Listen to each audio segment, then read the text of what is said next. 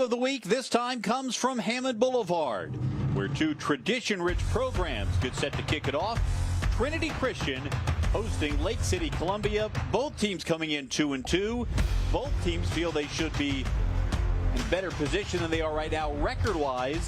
Both teams relying on some young stars, and both programs with plenty of history to fall back on. Along with Justin Varney, I'm Cole Pepper. Thanks for joining us on our Varsity 4 Game of the Week. This is the 5th week of the season and our 4th game. We did have one canceled because of weather. But Justin, this is a matchup of two coaches that are deeply woven into the fabric of their programs. You look at Brian Allen at Lake City, Columbia. He played there. He grew up in Lake City.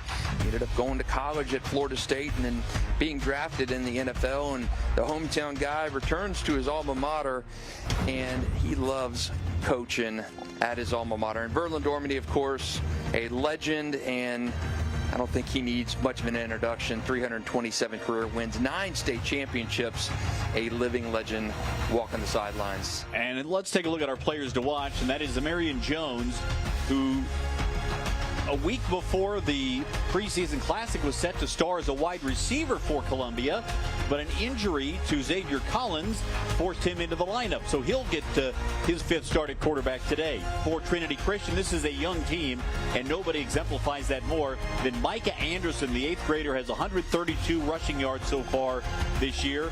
He is the latest in a long and illustrious line of 8th graders to play running back at Trinity Christian. When you look at the 8th graders, the true underclassmen playing at this program, you have seen some superb ones from Tyreek Johnson, from Colin Hurley, Mike Anderson, just the latest. And here is Brian Allen, the aforementioned former Florida State Seminole, played in the National Football League as well, and back for his 2nd stint as the head coach at Columbia.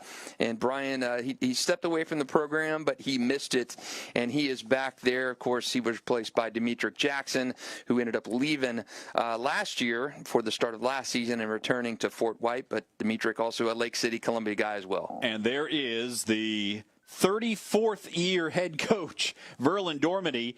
He actually has a deeper history than that with Trinity Christian. He was the middle school assistant coach at one point, and 9 state championships.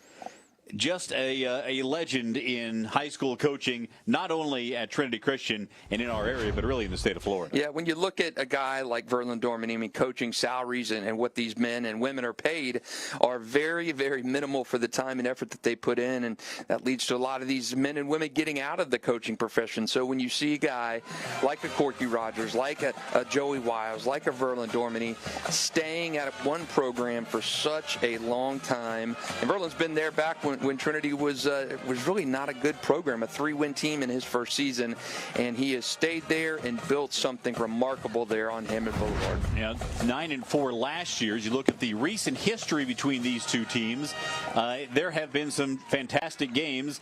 Go back to 2018, Justin, that thriller in overtime. Yeah, Columbia had a chance to win that game in OT, went for 2, and stuffed right at the goal line. Ball did not get across. They win 31-30, and then the most recent one last year, Trinity 27-13. They've had a little bit more recent success against Columbia. They've met in the kickoff classics. They've met in the spring game as well.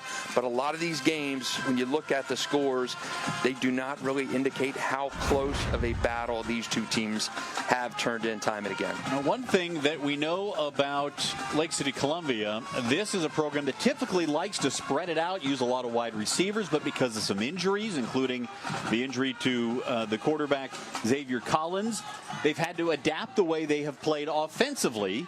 So we'll see how that plays out here today against a Trinity Christian team that has had some big wins, and they felt like the scores have not been indicative in their 2 losses of how it's all played out, but we'll get into those storylines as the game unfolds. Early high props to Brian Allen on the shoe game.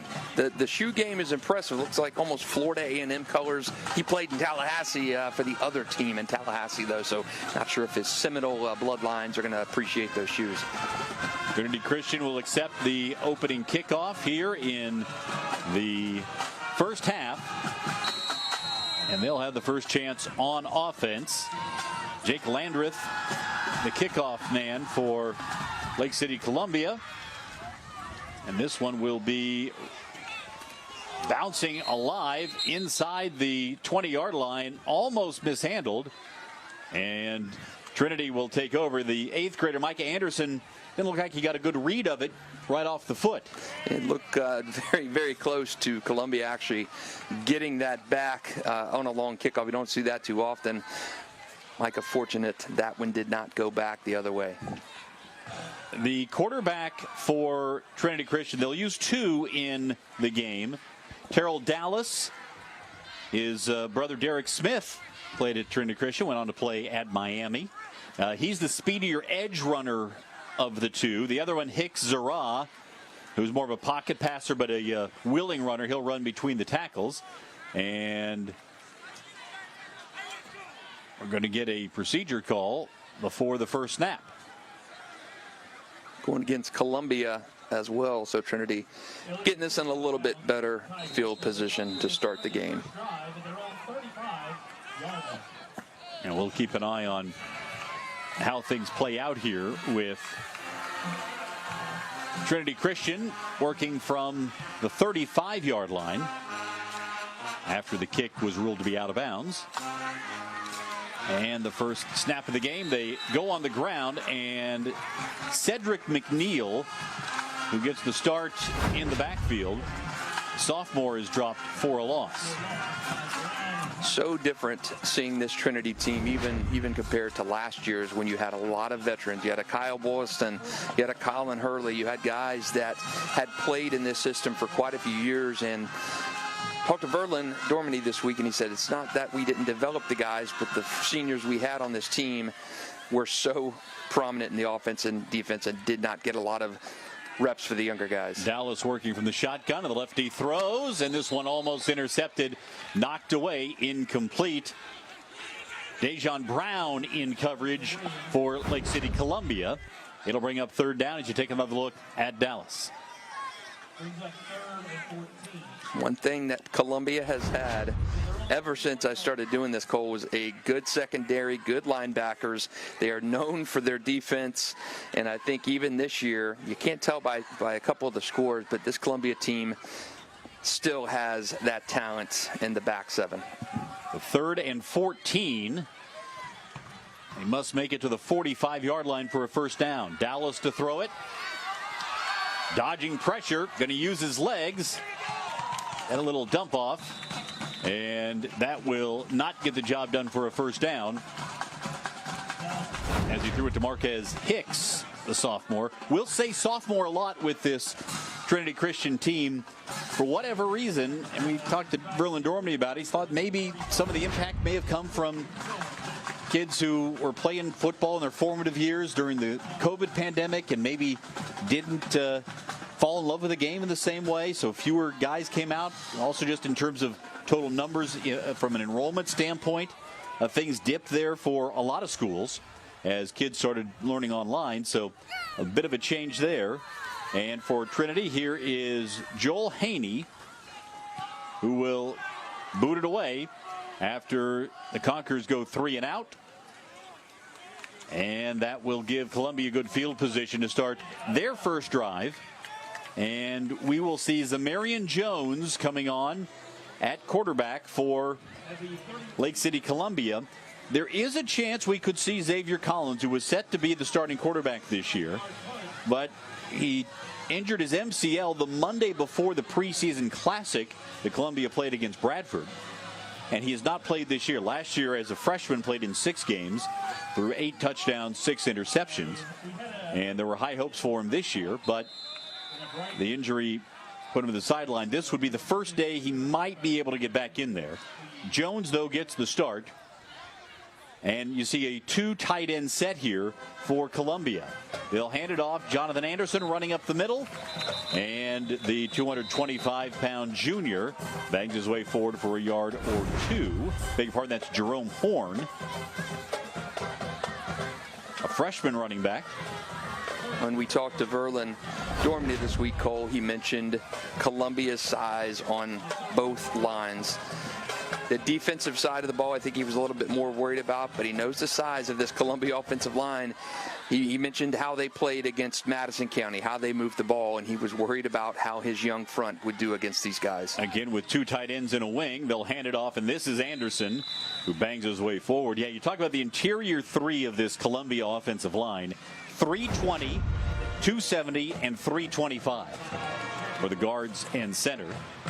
And when you get big John Anderson running in behind, it's a pretty good amount of meat to contend with up front. John Anderson, a 225-pound back, running behind some big offensive linemen, and Trinity, a little bit more size on that defensive front for Trinity than they have in the offensive line, but that's a lot of girth for that Columbia front. 3rd and 3, and Jones will throw it, and has a man. It's caught for a first down. He connected with Benton Edge, the nephew of Shane Edge. And Benton has been the leading pass catcher for this team this year. Another pass-catching threat with bloodlines that stretch to his father. Camden Fryer came through the Columbia pipeline, and his father Matt was a Florida State legend back in the day. Here is Jones running it, and runs out of bounds near the midfield stripe. We mentioned Jones, a former wide receiver, so you expect that he can run it, but he's done a pretty good job throwing the football. And a flag in on Trinity Christian. And they'll give him 5 yards the easy way. Columbia started the year with a 13-0 win over Swanee. Then went on the road at Coffee County in Georgia, one of the top teams in the state of Georgia. And we're in it in the second half. Things got away in the fourth quarter after some adversity. Lost 40-13. Came back to shut out Hillsborough. So they've both of their wins have come by way of shutouts. Quick throw to the far side, caught by Caldwell. Kyron Caldwell doesn't get much. Actually going to lose a yard or two. Nice tackle by Khalil Vereen there. Hooked him around the neck and yanked him down.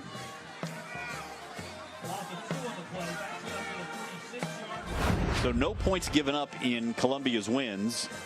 They've given up, they gave up 40 to Coffee, but just 18 to Madison County, one of the top teams in that division. So you're talking about a defense that has been very good so far this year. Just need to get it going on offense. On second down, they'll dump it off. This is caught by the tight end, Aaron Holmes, and the former offensive tackle is taken down for a loss. Both the tight ends that will get a lot of work started as offensive linemen. They were sort of lighter offensive linemen, and both good athletes, though. And because of all the injuries and departures, Brian Allen's had to get very creative on offense this year in terms of utilizing personnel. Both of these teams, Cole, have, you look at the matching 2-2 records, but very deceptive losses for both of these guys. Jones is going to run it. Cuts it back inside, gets to the 50-yard line, shy of the first down. Trinity Christian's 2 losses. One was to Bowles, where they were within a possession at halftime, and then they led Rains at halftime and just could not hold on to that in the second half. And of course, Columbia, you mentioned Madison County and Coffee. Tigers in both of those games, and Coffee, the defending state champion up in Georgia. Excellent program up there. And Columbia just faded in that fourth quarter of another one-possession game. Of course, the Madison County game, an 18-13 game. Columbia has been in every game this year, even though the score might not indicate it. And same thing with Trinity Christian. You know, how many times have we talked about teams this year who have had losses, and it's finishing that becomes the big issue? Jones going to run it on fourth down, and he's not going to make it. Comes up well short, and the Trinity defense will hand the ball over to the offense near the midfield stripe. Good start for this Trinity defense, and you want to stack your wins. You want to have that success, the measurable success for these young guys. And Verlin Dorminey said this week when we talked to him that he enjoyed coaching this unit. When you're dealing with younger guys and not 4- and 5-star players, there's a lot more coaching that goes into it for he and his staff. And this is a veteran staff that Verlin has had at Trinity Christian. And it's almost getting back to the basics of coaching every day in practice. And I think Verlin and his staff like that. You're not dealing with guys who are headed to college right now. This is the basics of coaching, and you just get to coach.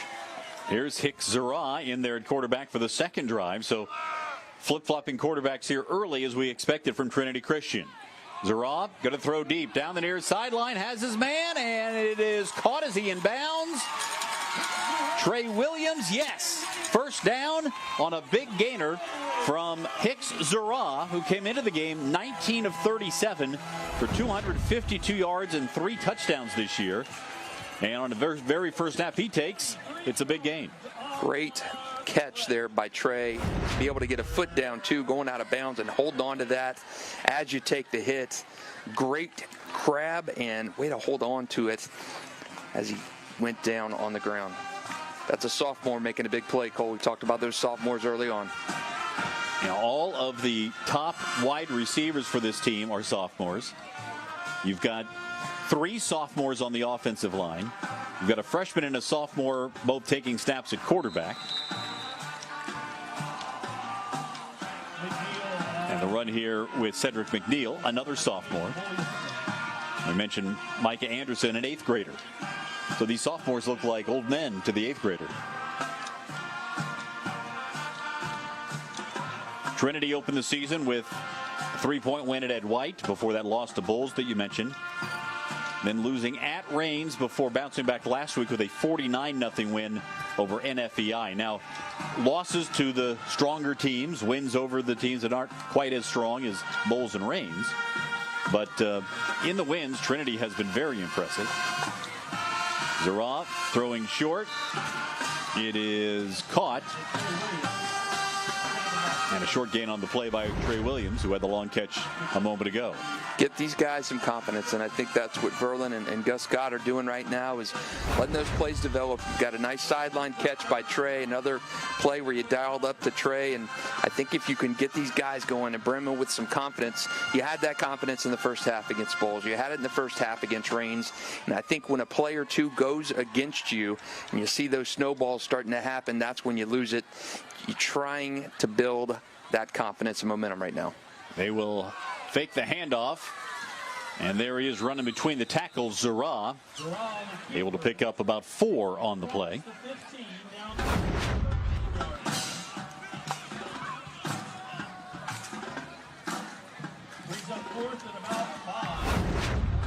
Trinity started this drive in great field position right at midfield. And now here's Terrell Dallas coming back in.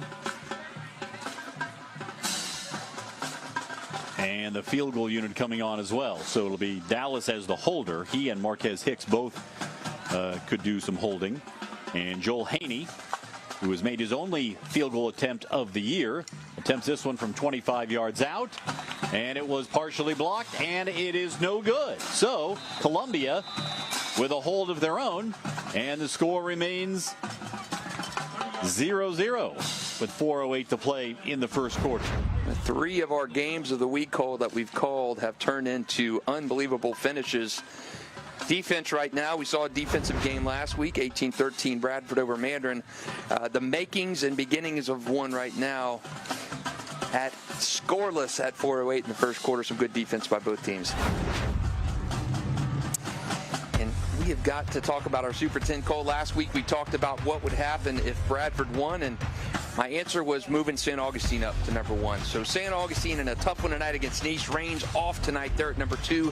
Bradford at 3 after that big win over Mandarin. All those teams moved up 1 space after last week. Mandarin at number 4. They're at IMG Academy right now. Nice 5, Bowles 6. Ponte Vedra, big win over Menendez last night, 40-0. Baker County 8 at Baldwin right now. Oakleaf is at Bowles, and Bartram Trail at Orange Park. That's our Super.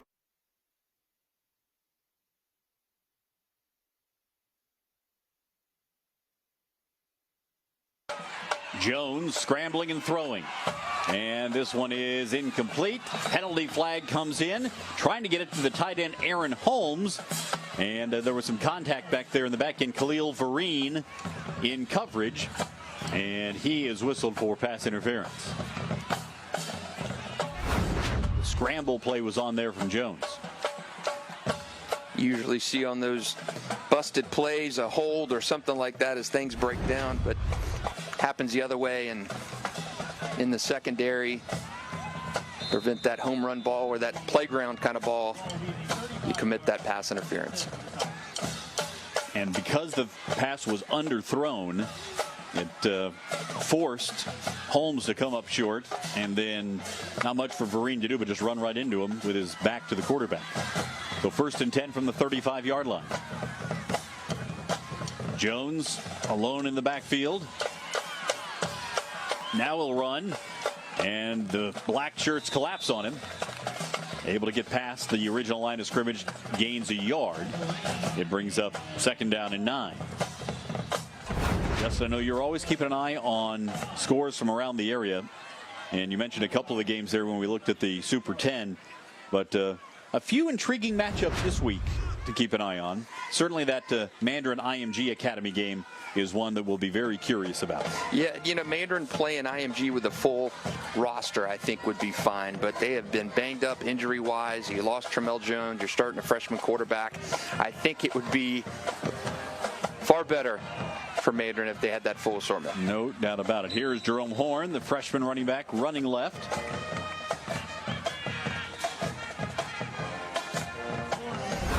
You know, and the only time that IMG has lost to an area team was at this field many years ago, about 11 years ago, 12 years ago, to Trinity Christian 27-24.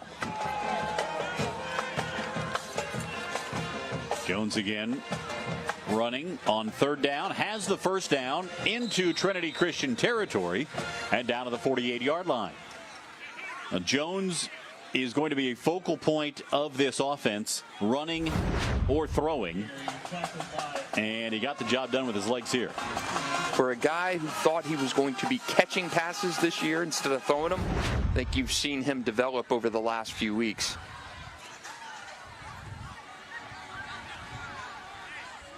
And it will be interesting as Xavier Collins gets healthy, how Brian Allen will handle that based on how Jones is playing. Jones going to throw it here.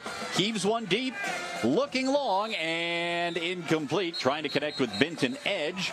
There is a penalty marker down on the play. Coverage applied that time by David Wright. False start on the timer.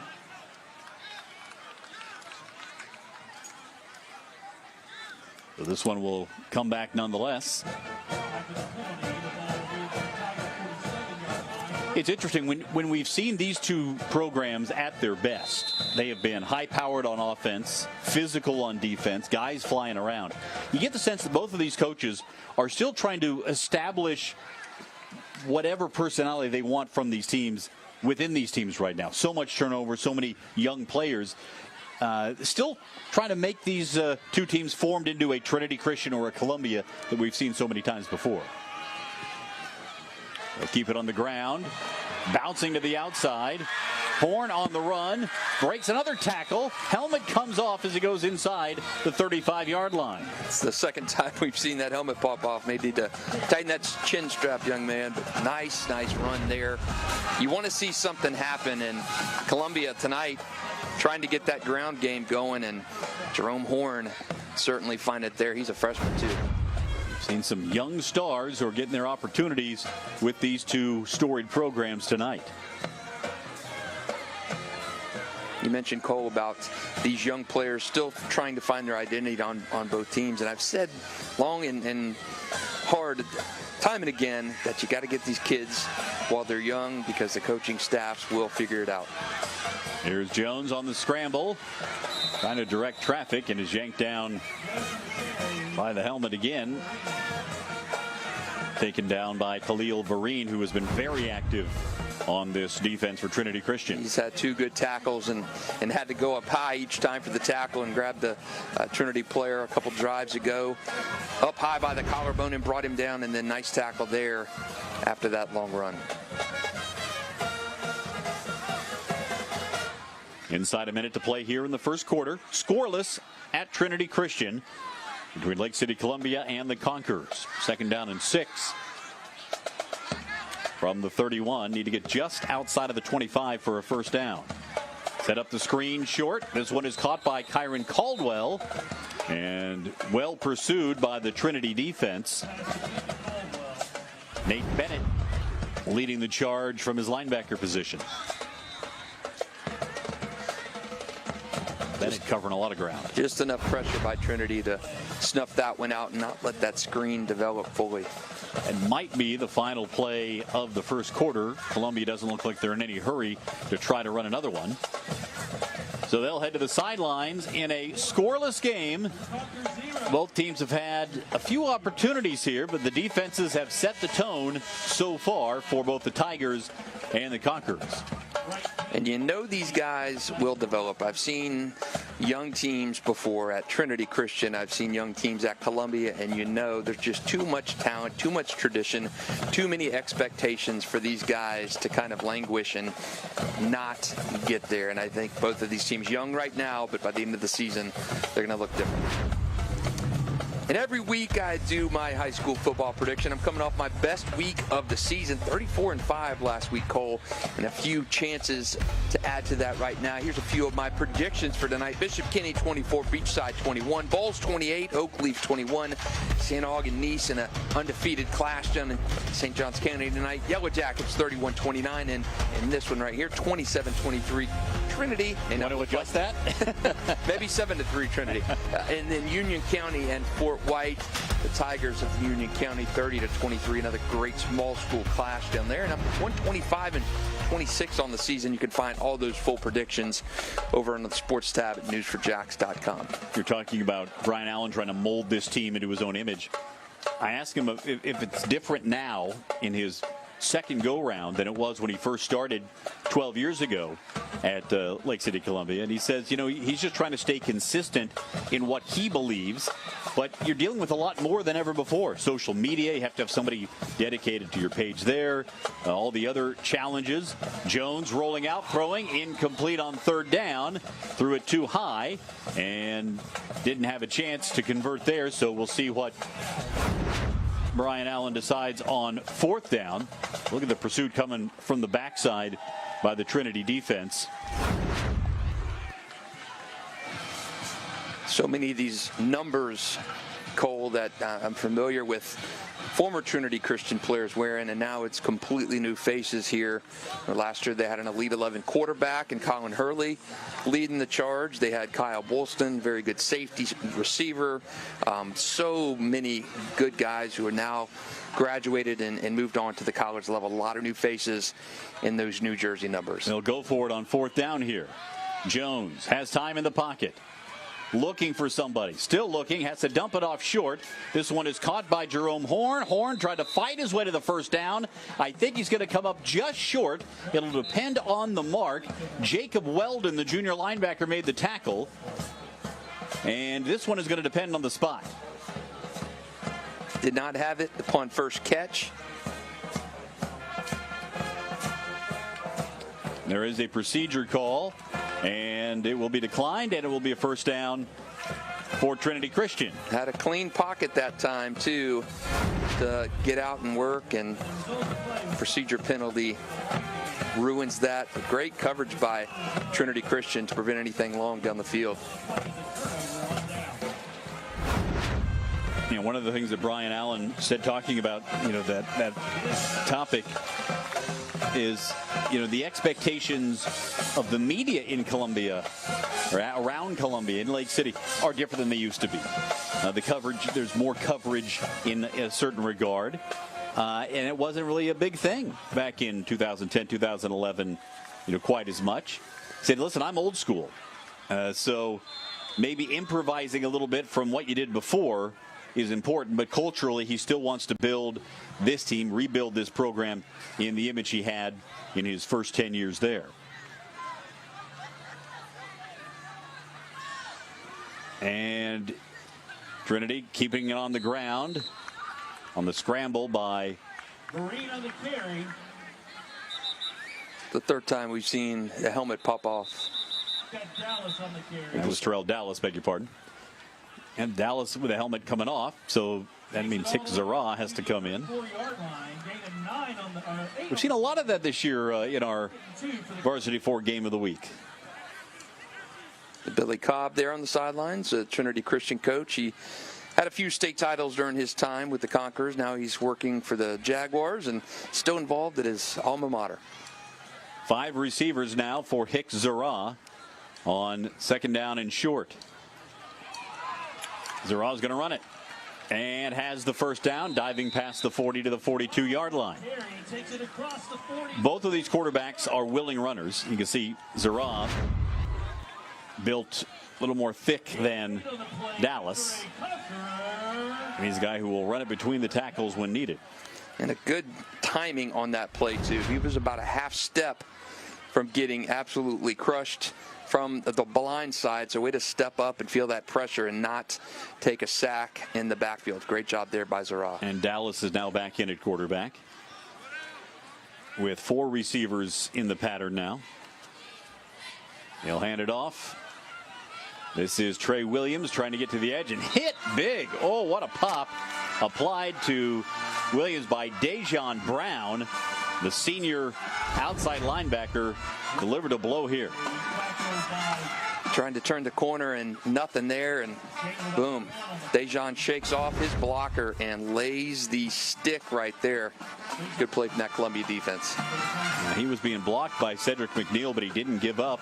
Brown just stayed with it and then delivered the blow. Hit like that reminds me this past week talking to Verlin, and he asked Verlin what he thought about Columbia, and he says in his typical Verlin charm, does the exhale, shakes his head and says, those guys are big, nasty, and they can hit. It's proven to be prophetic here in the second quarter. Take the handoff. Dallas will run it and finds maybe a couple of yards before he's run out of bounds at the 45. Both of these coaching staffs have had to get creative offensively this year. You see some of the Columbia cheer team bringing some energy on the visiting side.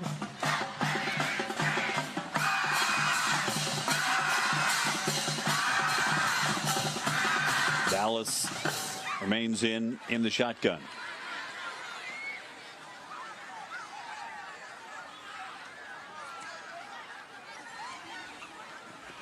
They'll throw it. Caught on the sideline. And Marquez Hicks staying in bounds. Fights his way forward to the 41-yard line. A first down for Trinity Christian. That's the best pass thrown by Dallas in this game so far. Another good catch by a young Trinity receiver. Hicks with that one. Trey Williams had a couple before, that one on the sideline earlier in the game. And these young sophomores at receiver growing up in this first half here against this aggressive Columbia defense. Hicks listed at just 5'6", 140. He made a big play there. Dallas to throw it. Now he's going to run. And gets inside the 40 to the 38-yard line. Such a different Trinity Christian team that we're watching. And for fans of high school football, you've seen the last 4 years with Colin Hurley at quarterback. He's now at LSU. And when you have a 4-year starter, you don't get these younger guys a lot of reps. And Verlin Dormany, when we spoke to him, says that's on us as coaches to get these guys a little bit more developed and in their roles, preparing for something like this year. 2nd and 6. They hand it off. And picking up a couple on the play is Cedric McNeil. There is a senior running back that could get some carries today, Arion Guyton. This is a very young team and a very young running back core for Trinity Christian. And mentioned the 8th grader Micah Anderson, who Verlin says thinks he has a chance to be one of the greats at Trinity Christian. He's just got to get more time on task and spend some more time in the weight room. We're talking about an 8th grader. They almost always will benefit from an off-season workout program. And on 3rd down, nothing doing here for Cedric McNeil.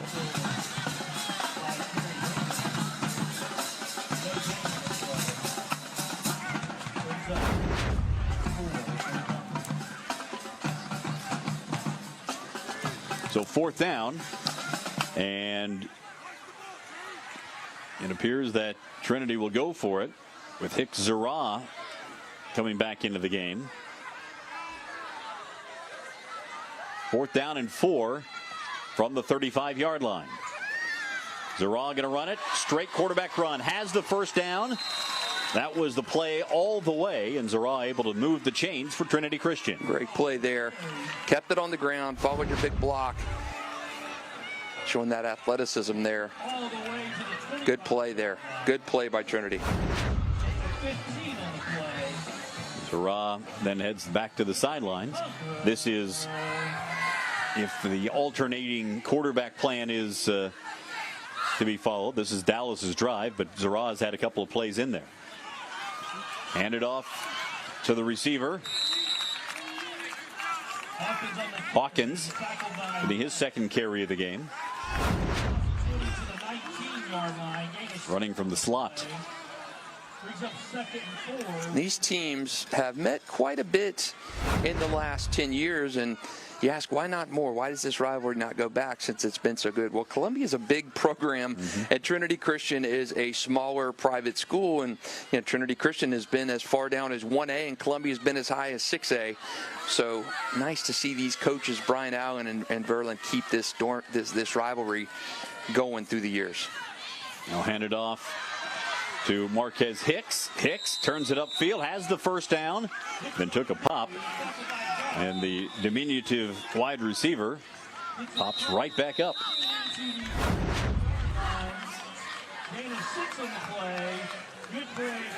You got to play to your strengths, and that's what Gus Scott is doing with these plays tonight, is running.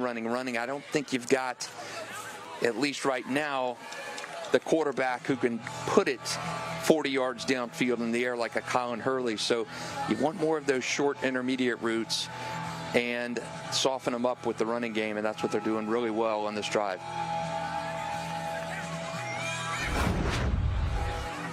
Well, we talked about our Super 10 this week, but you can catch a new Super 10 every Tuesday night. We had our most shakeups this past week as the #1 team lost, but will that happen next week too? We have our Super 10s every Tuesday night in the 10 o'clock news and on News4JAX.com. All right, admit it, Justin Barney. Doing these Game of the Week broadcast streams every week, you feel like you have a different perspective on some of these teams, seeing full games rather than catching highlights. Yeah, when I worked at the newspaper, that was one of the things I enjoyed, staying at the game from start to finish and being able to kind of see the development and teams for 4 quarters. And I've enjoyed being able to watch these games from start to finish. Trinity has some personnel issues, and they're going to have to call a timeout with 5:49 remaining before halftime in a scoreless game. 2nd time that Trinity has been in scoring range. 1st time it was a missed field goal attempt. Justin, what have you seen from some other scores around the area? Anything jumping out at you early on here? Been kind of an interesting night early on. Baker County 10, Baldwin 2. That's an interesting one. Ed White 7, Parker 6 in the 2nd quarter. Big night at Parker 2 at Joe Hodge Stadium. The new turf field that Duval County has rolled out to some of its schools so far. Parker dedicating its new turf field tonight. So it'd be nice for Coach Mike Holloway and the Braves to come out with a win, but they're down 7-6 right now. The big one in St. Johns County, #1 St. Augustine, up 7-0 on #5 Nice. That is an excellent clash there. First time since 2006 that these teams have been undefeated and met in the season at this point. So a good one there. St. Augustine leads that series all time 34-6. 1st and 10 from the 12-yard line now. Terrell Dallas remains in, the freshman quarterback. He's going to throw it, fires in the end zone. This one is caught. Touchdown, David Wright, his first touchdown of the season, and Trinity is on the board. Another sophomore receiver making a play. We have seen it so far with Trey Williams, Marquez Hicks, and now David Wright. He's a 6-foot sophomore, and man, what a grab right there. Split the safeties, and he is in for 6. Nice drive by Trinity Christian.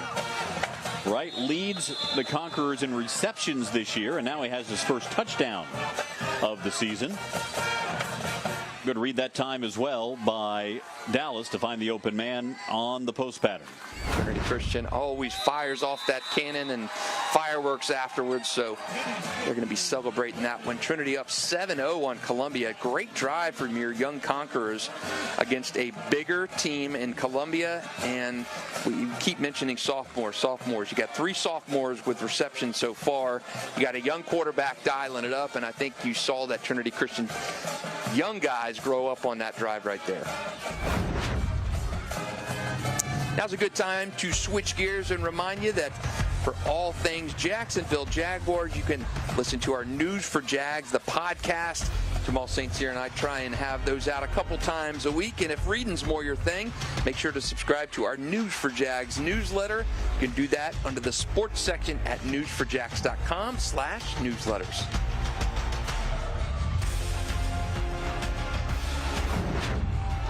Of course, the Jaguars have a Monday night matchup coming against the Buffalo Bills up in Buffalo.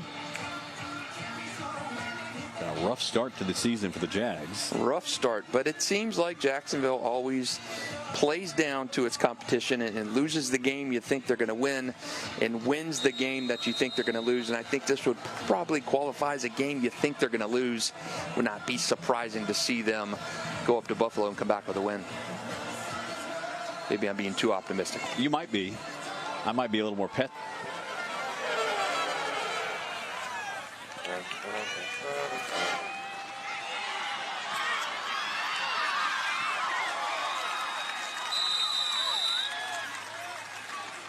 Landreth kick. Fielded by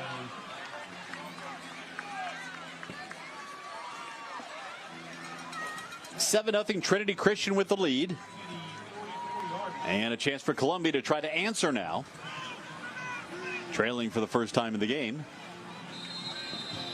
Samarian Jones, the quarterback, has good field position to start. From his own 44. He will hand it off. Running right up the middle. Good gain this time. Past the 50-yard line. Jerome Horn continues to get the bulk of the carries here for Lake City Columbia. We expected to see more of John Anderson, but it has been Horn leading the way, number 25.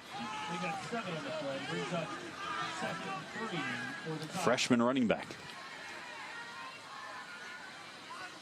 Again, running behind that big interior 3 of the offensive line. Here he goes again with a big hole. Great block there. At the 40 and slides down inside the 35-yard line.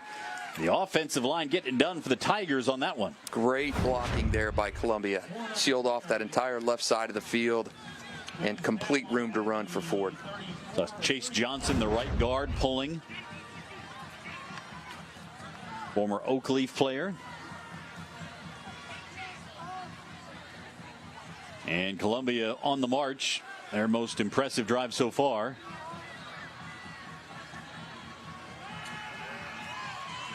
Jones wants to throw it. And this one is picked off. Coming back the other way, Trinity Christian. This one could be all the way. Trey Williams is into the end zone. Touchdown. You talk about guys growing up, and Trey Williams in this first half is doing just that. He's got 2 catches and now a pick 6. What a performance by these sophomores of Trinity Christian. You can see Jones was looking right the whole way. It's a long throw for a guy who was playing wide receiver 6 weeks ago. And Williams jumped the route and was gone. No chance for Benton Edge to catch him. Left that ball up there too long, and Trey Williams was able to jump that route. Reminds me of a pick I saw Miles Brooks of Trinity Christian take back. Very similar play.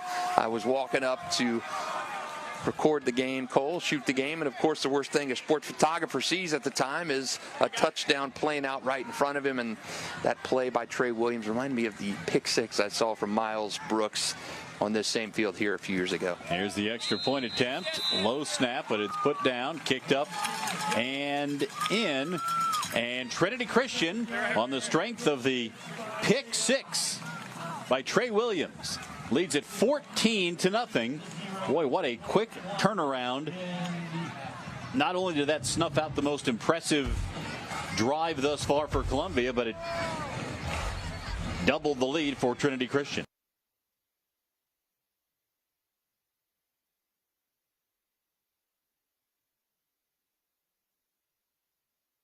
In on the defensive side of the ball. Coming up tonight, we talk some Jaguars. Jamal St. Cyr joined by News4JAX sports analyst Frank Frangie in the studio at 11:20 as they get you prepared for Jacksonville's Week 3 date at Buffalo.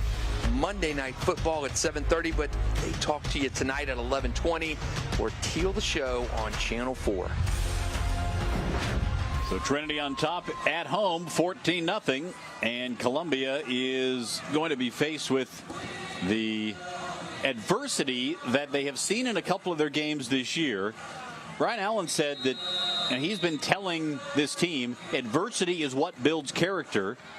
And he said, I don't know what type of team I would have right now, just as far as staying level-headed, if it weren't for the games that they've had. They've beaten 2 opponents and lost 2 tough ones. But he keeps telling them, listen, we're good.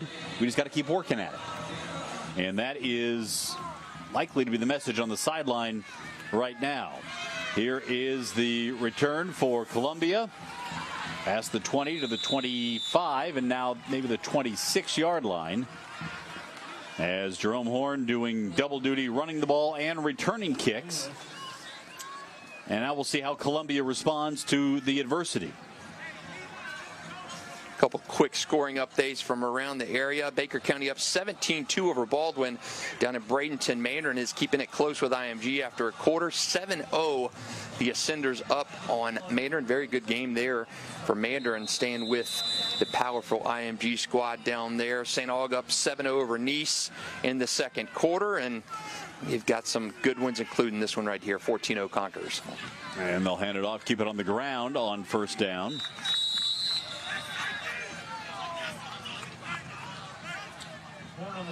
And Horn, who is going to make sure that whoever's doing the laundry after this game is earning it. He is getting a lot of work here in the first half. For Verlin Dorminey and the Trinity coaching staff, you are thrilled with what you've seen play out in these first 14 and a half minutes or so. You were worried about the size and physicality of Columbia, how your young guys would play against that, and you have held up extremely well, and you're seeing your sophomores grow up. I'll fake it to Horn. Here comes pressure, and Jones just zings it to the sideline. I think that was Billy Cobb. Yeah. Was that Billy Cobb? No, that wasn't Billy Cobb there with the catch. Thought that was him. Almost, Verlin almost had a catch like Lamar Lewis as well. So some Trinity guys making the plays on the sidelines.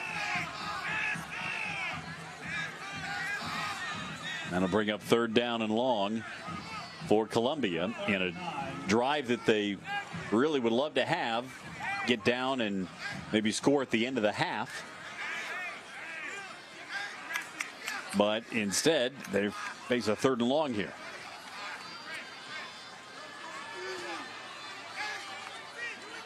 You talk about the consistency of having assistant coaches you've worked with for a long time, how much of a difference that makes in the moment. Of course, also in preparation, but in the moment making adjustments. That goes such a long way. Jones will throw it away. Nobody in the area in particular. And that will bring the punting team on for Columbia.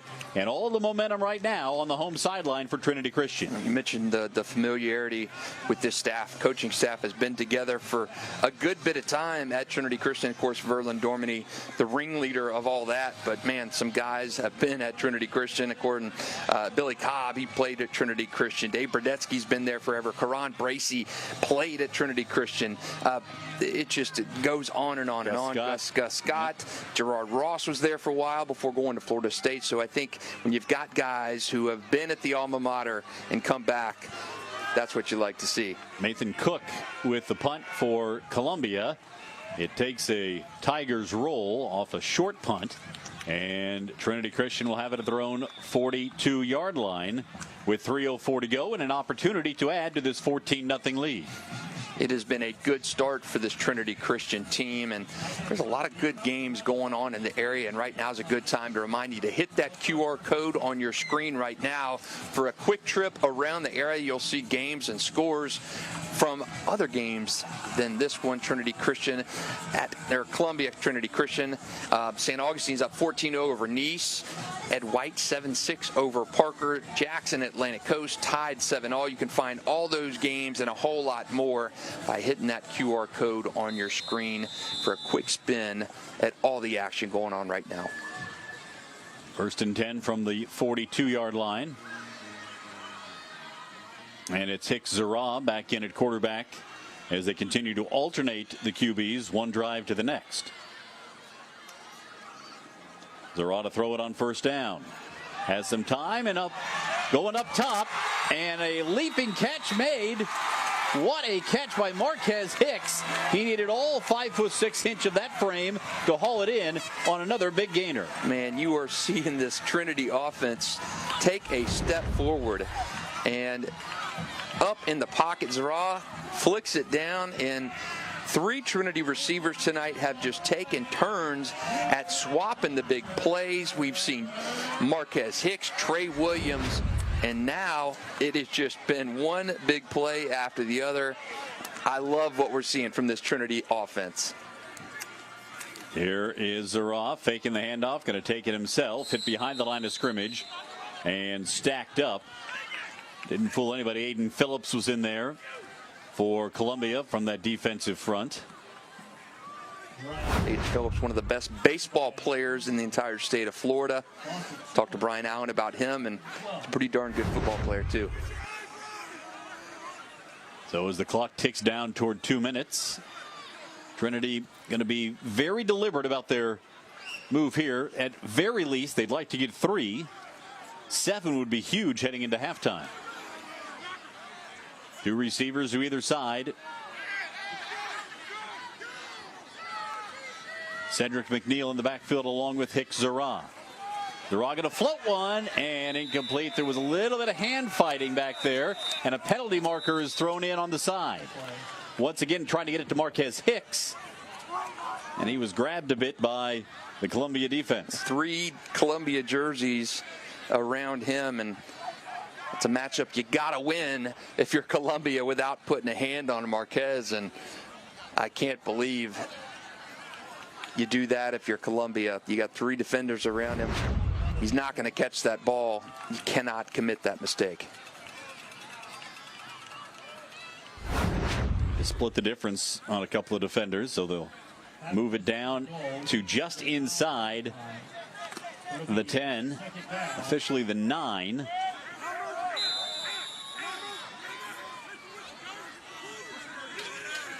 That's where Zara will work from.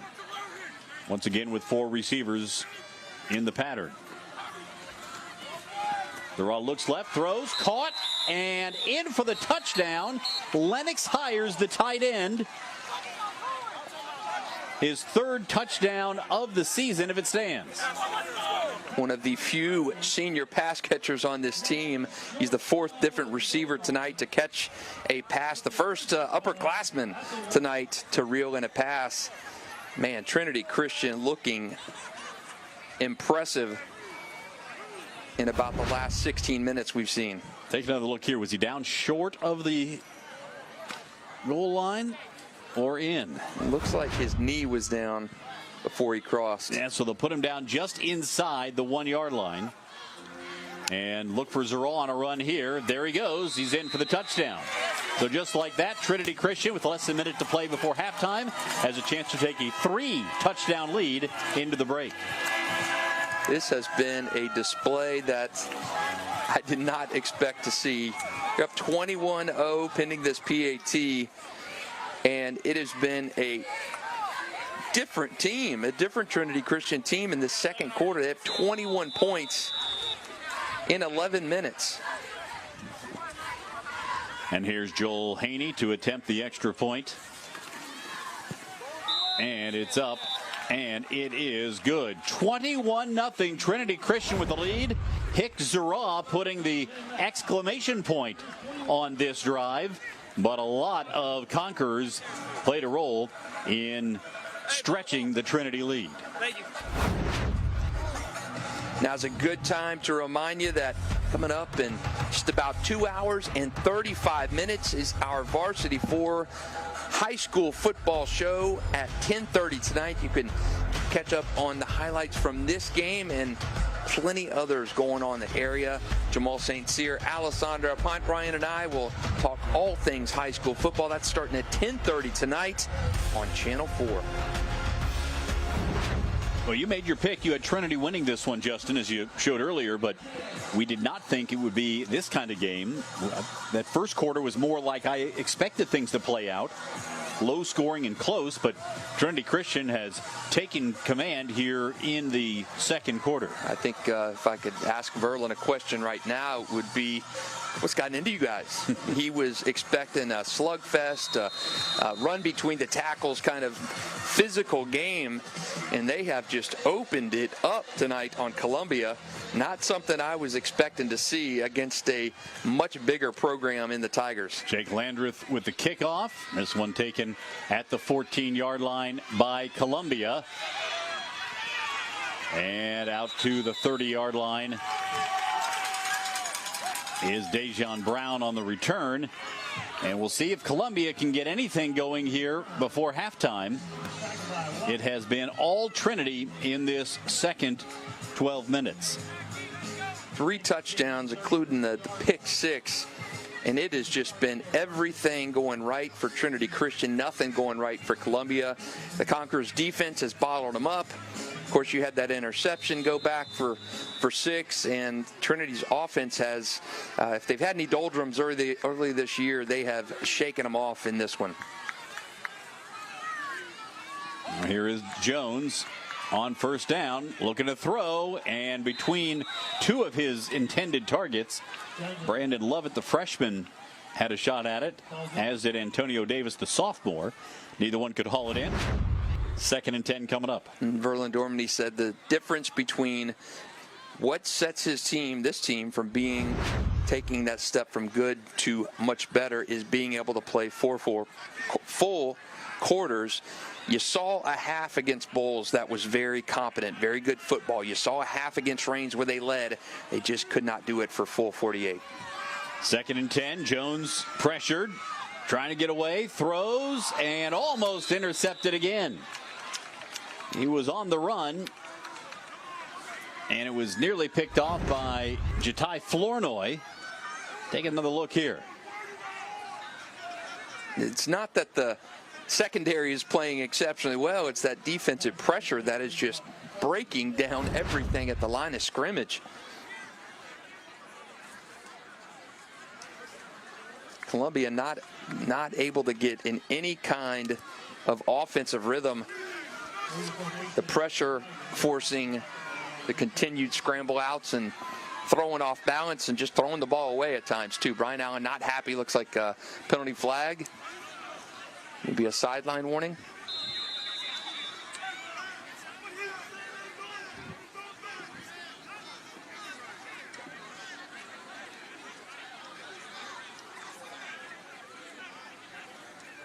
And you would think at this point, at this part of the field, Brian Allen continued to have a conversation with the Zebras, that you might just want to pack it in here, get to halftime and regroup. I think you'd probably need to get to half with how things have been going. Not risk a chance to turn it over again. Jones sacked for a big loss on the play. Terrell Pinkney was back there. The leading sacker for this Trinity Christian team. Chased him down from the edge. It has been all Trinity Christian here in the second quarter, and that will do it for half number 1. 21-0 Trinity Christian with the lead halfway home in this matchup of these 2 traditional powers.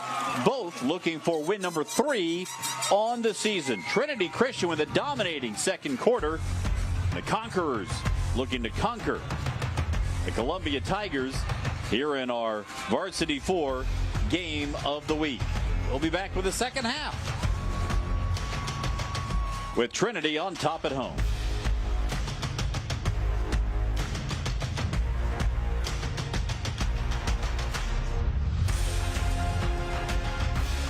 It's Friday night, where student athletes play with nothing to lose, chasing greatness, building bonds.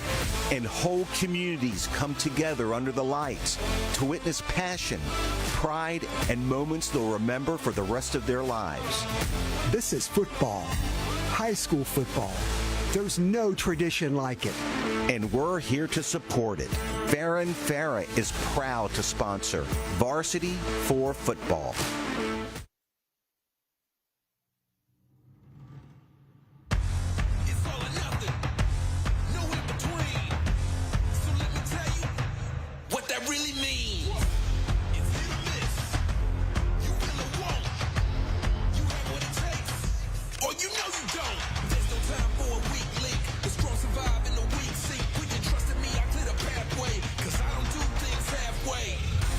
Let's start the show.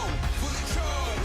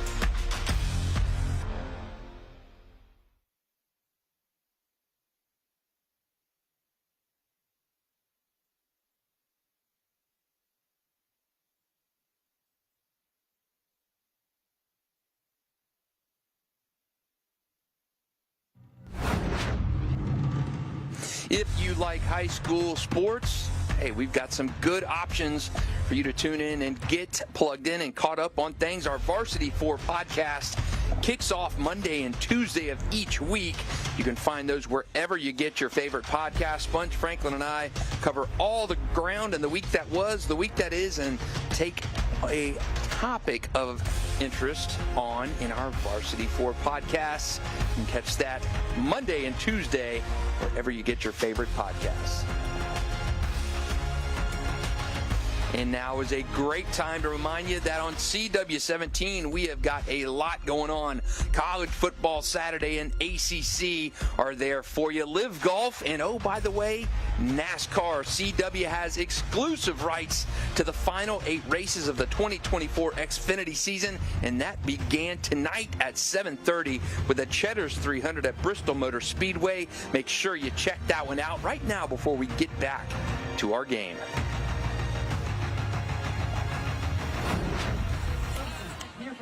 And Trinity Christian with a 21-0 lead as we get ready to kick off here in just a couple of minutes. So let's take a look at the first half highlights. There were a few highlights for both sides. Trinity in particular, and right out of the gate, we saw Hicks Zara connect on a deep one. And this was the start of a bit of a coming out party for the sophomore wide receiving trio for Trinity Christian. But the first drive ended without points on a missed field goal. Terrell Dallas also had some moments at quarterback for Trinity Christian, including connecting with David Wright on the touchdown to give the Conquerors a 7-0 lead. The big star of the first half offensively for Lake City Columbia, the freshman running back Jerome Horn, 6 carries, 50 yards. The hat came off a couple of times, but he was one who was toting the rock more often than not for the Tigers. But it was a tough go for Lake City Columbia in the passing game. Trey Williams stepping in front of this pass and returning it for a touchdown. Williams also had 2 catches in the first half. Hicks Zara spreading it around to his young receiving core, including Marquez Hicks. 21-0 at halftime, and we're ready to go here in the third quarter between Trinity Christian and Lake City Columbia, as Zara ran it in for the score.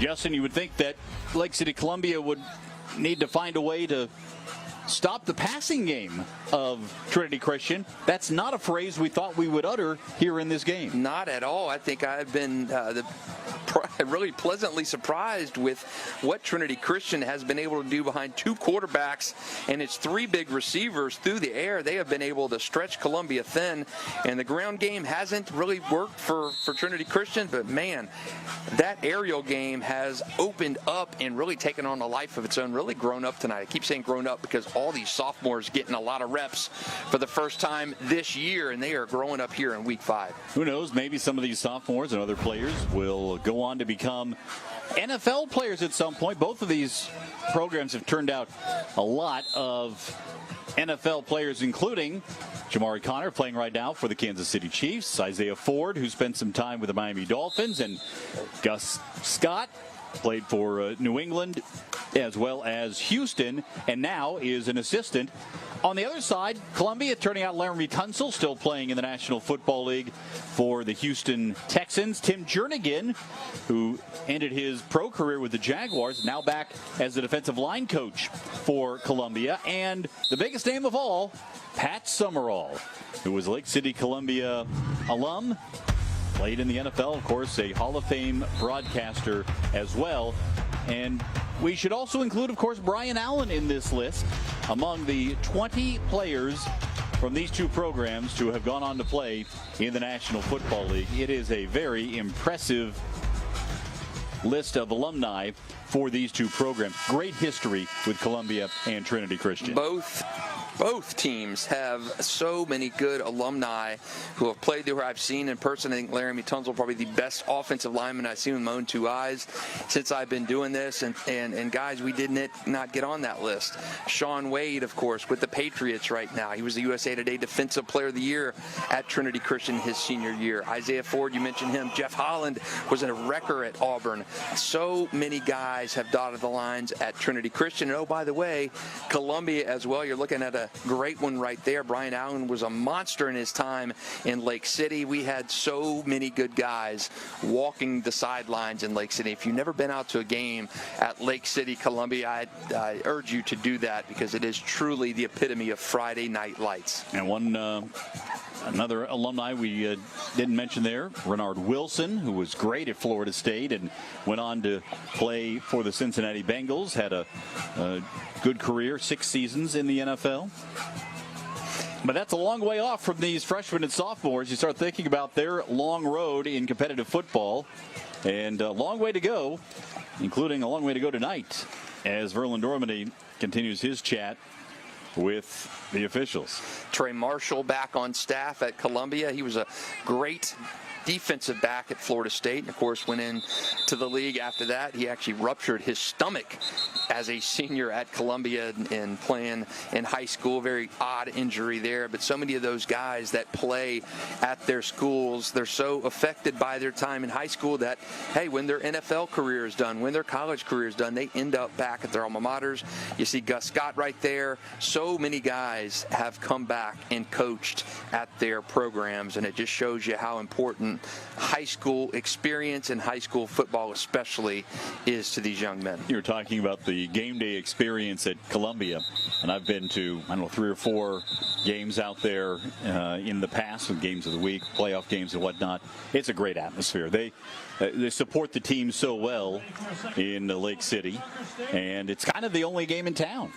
It is. You know, you've got Fort White over there in Columbia County, a little bit of a drive away from Lake City, Columbia High School, but it's just the epitome of Friday night lights. It's the Union counties, the Bradfords where we were at last week, the Baker counties, even the Baldwins. It's the only show in town. It's what these communities live for, and it's why Georgia football to me is so special. It's the one show in town that you just can't get anywhere else. Duval County high schools, or 17 public schools in Duval County, you don't get that same feeling as if you're up in Charlton County in Georgia or Ware County in Waycross, and it's just such a good experience, and Lake City, Columbia really embodies that on Friday night out there. Well, we'll see if Columbia can come back trailing by 3 touchdowns as we get set to open the third quarter. Jake Landreth will kick it away for Trinity Christian as Verlin Dormady looks for his 329th career win as the head coach of the Conquerors. This one bounces and is picked up at the 5-yard line. And here comes Dejon Brown up to the 22-yard line. There is a penalty marker on the play. Brown on the return. And Dejon Brown is down. And looks like he's in substantial pain there.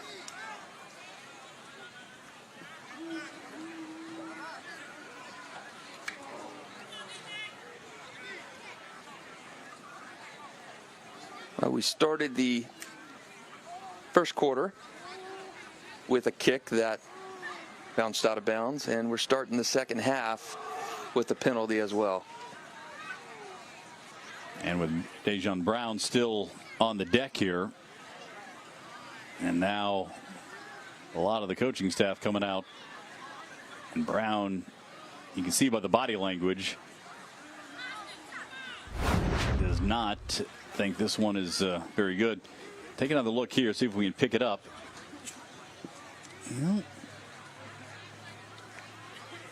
Oh, he got back up and started going. Oof, down he goes. Like something with his right leg.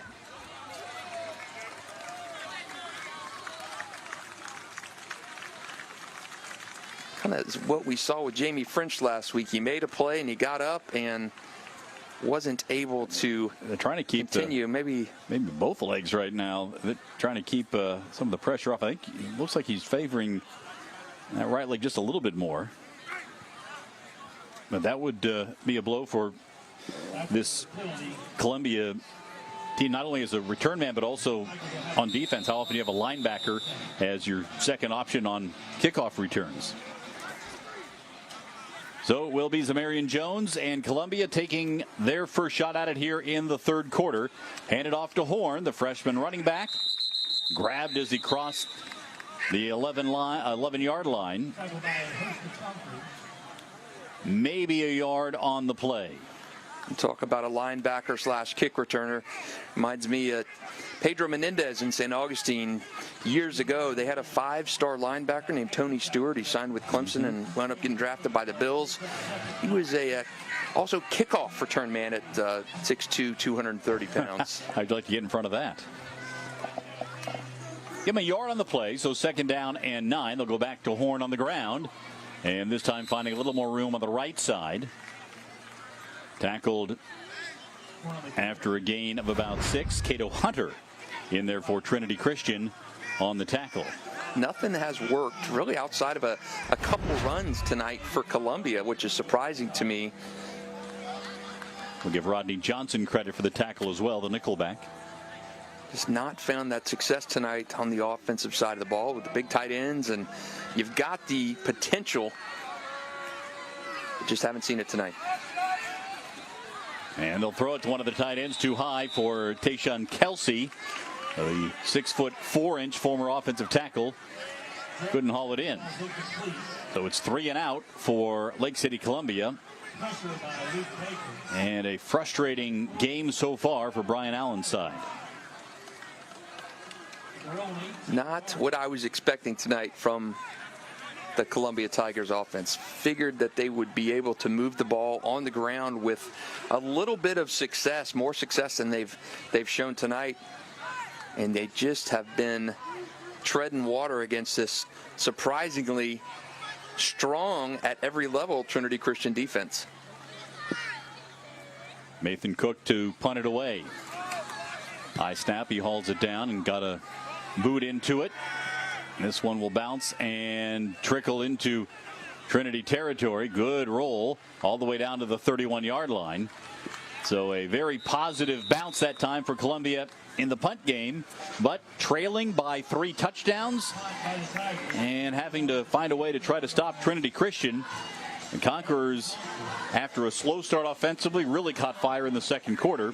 We'll see how they do with their first possession of this one. I think what you've seen right now with Trinity Christian playing with so much more confidence than we've seen all season long for these guys. And, putting up 49 on NFEI last week.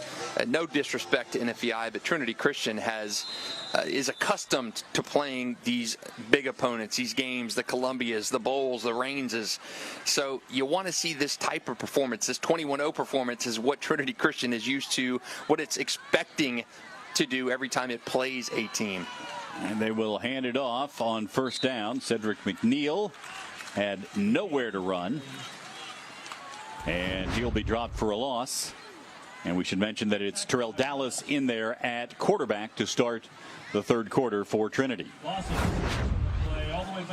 They'll bring up a second down and 16 with the clock running, and Trinity will be very happy just to pick up a couple of first downs here and there. With a 3-touchdown lead, they'll spread out Columbia with 4 wide receivers once again. Dallas takes the snap. Quick throw on the slant. Caught at the 39-yard line. Able to connect with Marquez Hicks yet again. And now one official saying the ball hit the ground. And Hicks can't believe it. And neither can Verlin Dormany. Take a look here. Did he secure this ball?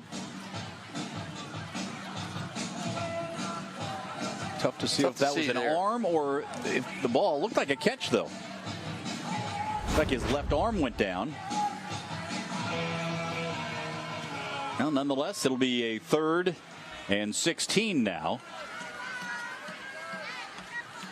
They'll bring the tight end Lennox Hires out to the near side with 3 receivers to the far. Dallas going to throw it on 3rd and long. If he can find somebody. Scrambling. Dallas staying alive and pushed out of bounds. Shy of the first down marker, but maybe in a position where Trinity would go for it here. Take another look at the scramble The 34-yard line. by Terrell Dallas. He marked him out at the 4th and 7.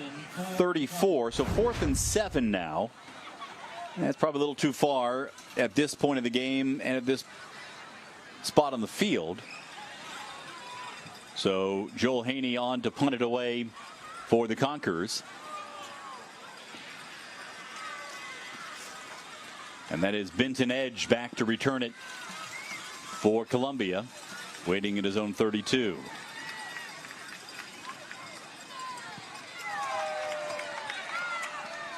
One goes toward the sideline. Edge catches it as he crosses out of bounds at the 33-yard line. So each team going 3 and out to start the 3rd quarter. And at some point, Columbia is going to need a spark if they're going to come crawl their way back in this one. We have got a new Super 10 coming to you every week on the 10 o'clock news. Catch our updated high school football News4JAX Varsity for Super 10s every Tuesday night, usually around 10:45 to 10:50, WJXT Channel 4. Once again, Columbia keeps it on the ground. They continue to feed Jerome Horn, the freshman running back. He's able to pick up about 4. You can see one of the approaches that Brian Allen is taking here. He really wants Justin to continue to try to wear down that Trinity Christian defensive front. But it has been a slog so far. Horn has been doing the work, but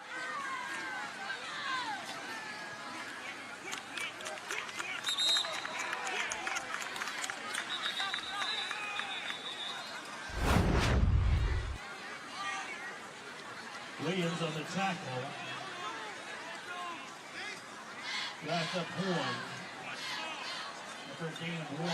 Been set up for Trinity Christian against Columbia by its stout defensive front, making life miserable for anything Columbia tries to do with quarterback, running back, anywhere. Jerome Ford's had a little success, but nothing much at all for Zamarian Jones. So 3rd down and 3. They empty the backfield here. Here comes pressure. Jones throws, and this one is caught by Kyron Caldwell. Caldwell has the first down and is out of bounds in Trinity Christian territory. Finally something going for that passing offense. Good to see Columbia keep going with that and have a little bit of success, and that was really the first successful pass to that side of the field all night.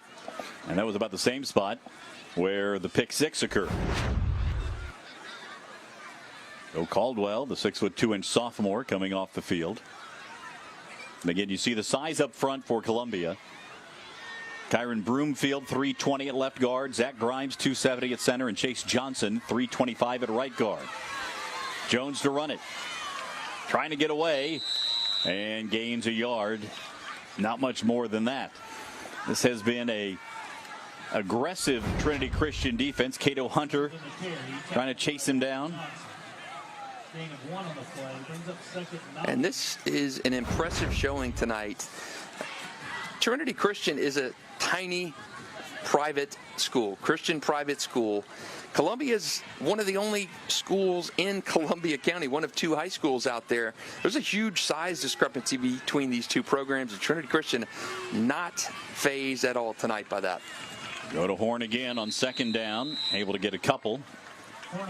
A lot of black shirts getting off the bottom of the pile there. Nate Bennett among them, making the tackle for Trinity Christian. Luke Baker was in there as well. Jerome Horn is a guy that Brian Allen raved about this week when we talked to him. He said he is an elite back here, and kind of an every decade type of back that you see here in Lake City. Columbia making their 4th foray into Trinity Christian territory. So far, no points. And this one way too far and incomplete. Cheerleaders nearly had the first catch of the night. Again, you understand the challenge that faces Columbia. On August the 16th, they were set to play Bradford in their preseason classic. On August 12th, 4 days prior, on that Monday, Xavier Collins tore his MCL. He was going to be the starting quarterback. He had played last year. They had to not only bring in a wide receiver in Zamarian Jones to play quarterback, but they had to adjust the entire offensive approach. Here comes the punt from Nathan Cook. Angling this one, taking a hop at about the 10 and bouncing backwards to the 13. And that's where Trinity Christian will take over with a 21-0 lead halfway through the third quarter. Now is a good time to remind you that if you like football and you love the Jaguars, we've got the News4JAX podcast. We come to you twice a week, including an episode out right now. If you like reading instead of listening, we got you covered there too. Our newsletters come out a couple times a week as well. You can subscribe to that at news4jax.com/newsletters. And if you like some more Jaguars you want to watch instead of listen or read, we've got that for you tonight at 11:20 with Teal the Show, Jamal St. Cyr, and News4JAX sports analyst Frank Frangie get you all geared up for Monday Night Football. Jacksonville at Buffalo on Monday night. Remember, they're not playing Sunday this week, but Jamal and Frank will get you ready for the primetime showdown. That's tonight at 11:20. This Trinity Christian team averages 25 points per game this year. They are creeping up on that in a hurry here in the third quarter. And with wins over Ed White and NFEI, you'd have to say this is their most impressive performance of the season thus far. Hicks Zara back in for this second drive of the third quarter at quarterback. Throws to the near side. It's caught by Trey Williams. David Wright, beg your pardon. And then a late hit after the incompletion. Did I see a flag? Boy, that was a pretty bad hit for no flag to be thrown there. On the ground, clearly defenseless. Yeah. And no flag. Taking another look here. How was this not flagged? The initial hit, fine. Ball's on the ground. Helmet to helmet. Wow. That was a miss by the officials. We know how big a focus it has been to protect the head.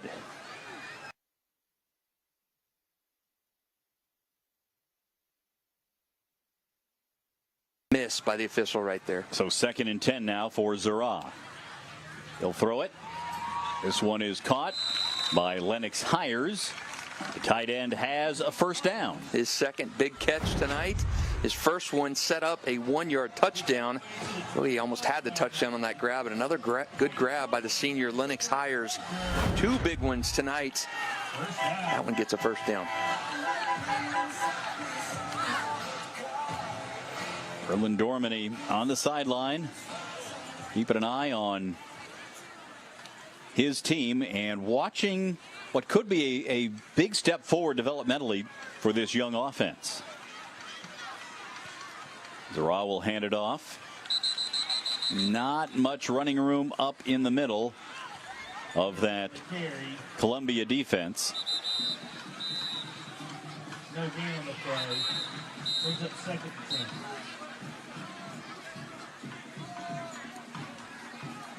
That was the freshman Micah Anderson getting the carry, or rather the 8th grader Micah Anderson.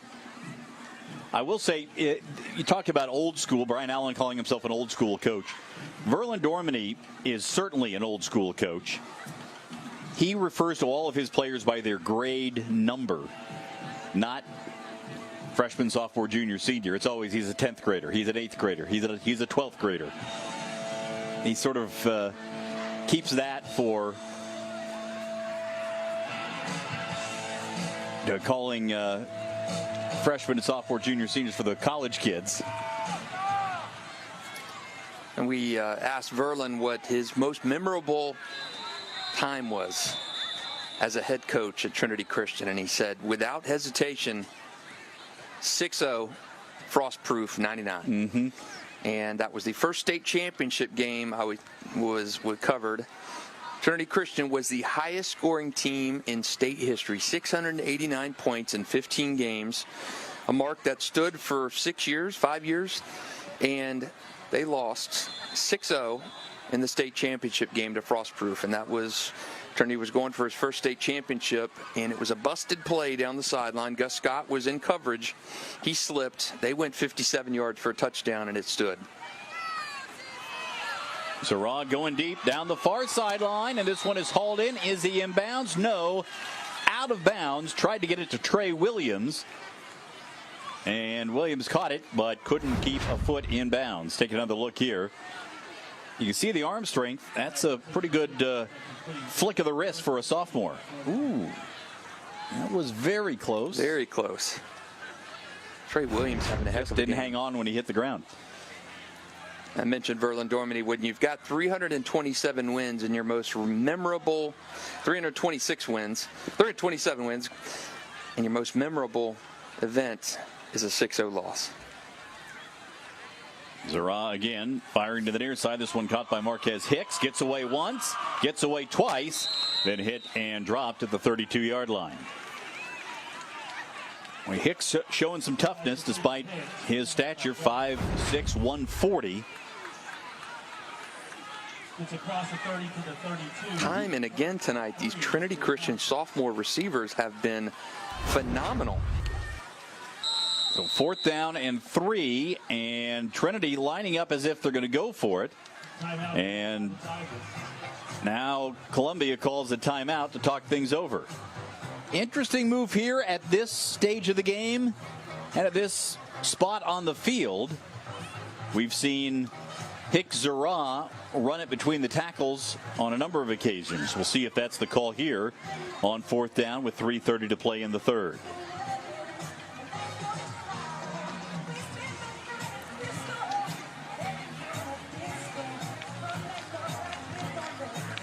Right now, if you want to take a scan around the area, see what other games are going on and the scores to each of those games, hit that QR code right there on your screen. Of course, we have the Trinity Christian 21-0 right now over Columbia, but there's a lot of other good games going on right now in that scoreboard.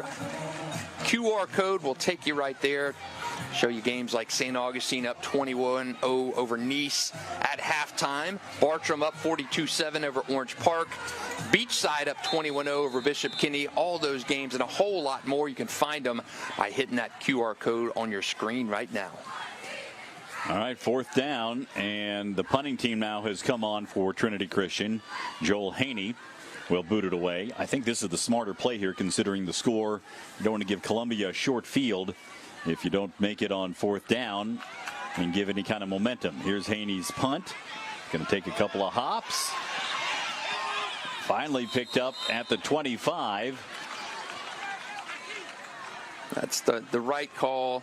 Your defense has just made life miserable for Columbia. I don't think you chance that with giving them a short field. I think Verlin made the right decision there to kick it away, and the defense has played lights out so far, so keep on riding with them.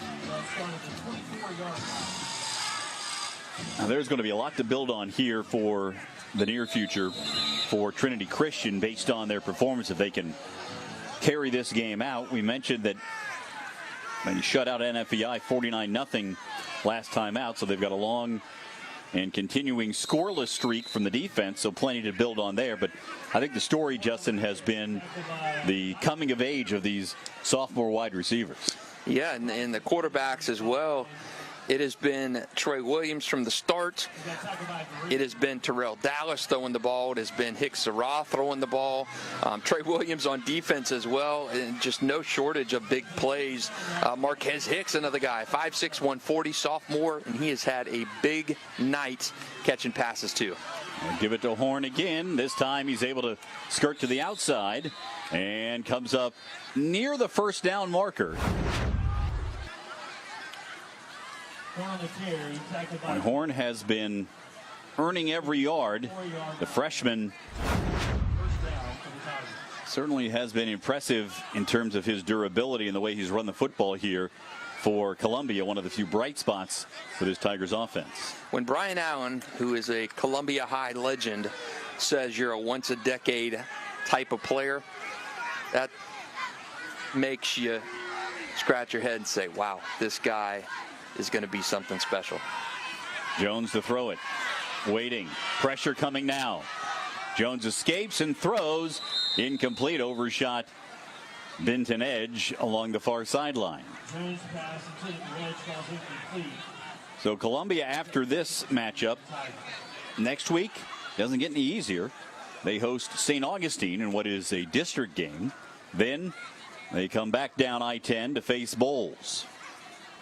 And it's just difficult. Every year, you don't know what you're going to get with Columbia in terms of performance. You beat Bowles last year. You've played Trinity tough and lost. So you don't know which Columbia team you're going to see, and you hope after tonight that offense comes around a little bit more than what they're showing against Trinity. Broken play here, and Jones goes down. The helmet comes off. Now he's asking for a penalty flag. But a big loss on the play. Cato Hunter credited with the sack on what was a broken play on Columbia's side. And now with the helmet coming off, Jones comes off. And we'll see what happens on 3rd and long, whether Xavier Collins gets put in or whether it's the freshman Joel Oliver.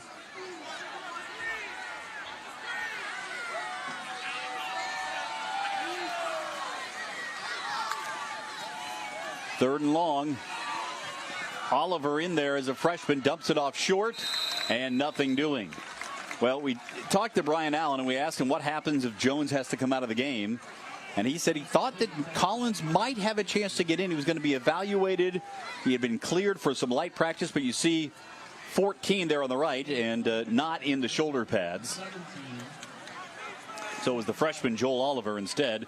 And that brings the punting team on as we go inside a minute to play in the 3rd. That injury in the preseason, so unfortunate, because it completely changed the dynamic of your team. Completely changed it. There's Nathan Cook to punt it away. And this one sails out of bounds on the far sideline.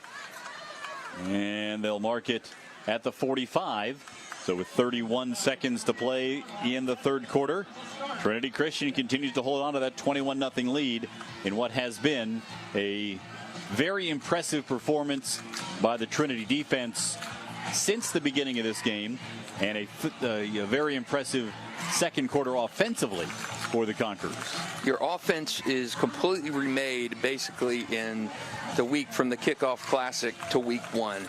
Xavier Collins was your quarterback, your guy. You had Zamorian at wideout, and then, oh, by the way, your quarterback is out with a knee injury. You shuffle your receiving core to get Jones back there at quarterback. So that injury completely changed, I think, the trajectory of this Columbia team. Darrell Dallas back in at quarterback for Trinity Christian.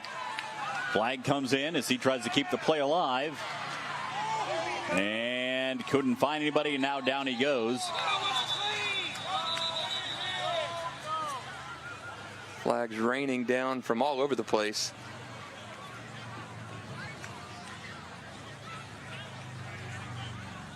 They're going to sort these out. I don't know if it was the same penalty or multiple infractions here.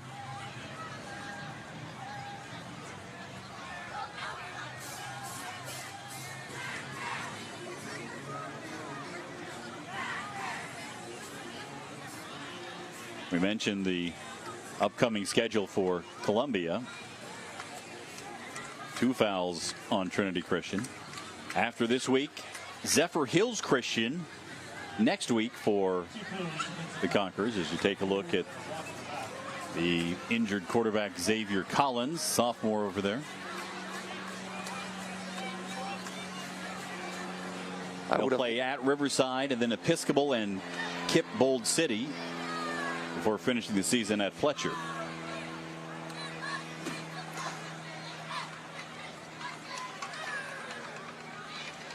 They're going to decline both penalties and take the play. A couple score updates, Cole. You mentioned Fletcher. They're up 47-19 on Sandalwood, looking to keep the Saints' misery going. But Sandalwood have give them some props tonight. They ended a scoreless start to the season. They hadn't scored since week 11 last year. So good to see the Saints getting on the board. A big-time rebuilding job there. And this will be the end of the third quarter.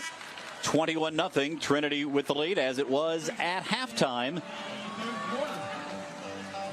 12 minutes to play as Trinity Christian tries to go to 3-2 and continue their winning ways against Lake City, Columbia. For highlights from this game you're watching right now and plenty of more throughout the area, including St. Augustine and Nice. Make sure to tune in for our Varsity 4 high school football show. That's coming up tonight at 10:30. Jamal, Alessandra, and I will take you around the area with scores and highlights and an update of our Super 10. Check that out on Channel 4 tonight at 10:30.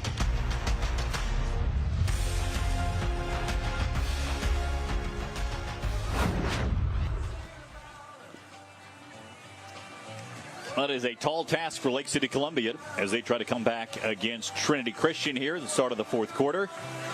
One of the big challenges for Brian Allen, the head coach, is to keep this team engaged and keep them fighting. Motivation is going to be a big one here in the fourth quarter. You got to see something out of this team if you're Brian Allen. He is a veteran guy. He's been where these guys are at. One of the best players to ever come out of Lake City, Columbia. And I think he can motivate these guys. Yeah, it's going to be difficult these final 12 minutes. You've done nothing offensively. You're down 21-0. You got to get in gear, and hopefully you can scratch something out. Maybe defense comes alive here in the fourth quarter.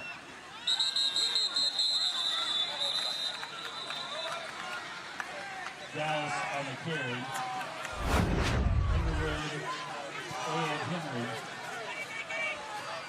This to the 41-yard line. Brings up 3rd and 14. So a modest gain on third down brings up 3rd and 14 from the 41-yard line. The clock moving here in the fourth quarter. Again, at this stage of the game and at this point on the field, you would think it is not 4-down territory. So the question, do you risk putting the ball in the air to stop the clock, or do you want to keep it rolling and run the football? Things have gone so well for Trinity through the air tonight. I don't think I'd mind throwing it here. And another penalty against Trinity Christian.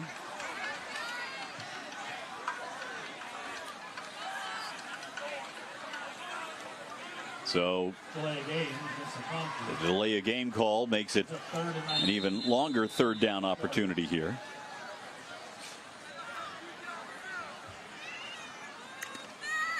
So Dallas, who's had his moments throwing the football, but has not been quite as impressive as Hick Zara through the air. See if Verlin Normandy asks him to run it. He's going to have him throw it short. This one caught underneath. And a short gain on the play by Hawkins. His third touch of the game. There is another penalty marker down.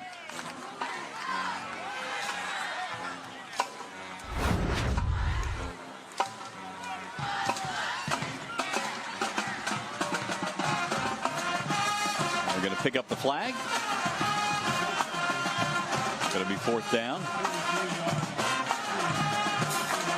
And the clock keeps moving too for Trinity Christian. So no harm, no foul. You complete the pass. You're going to burn some more clock before you kick it away. And put the onus back on the Columbia offense, which has not done anything tonight.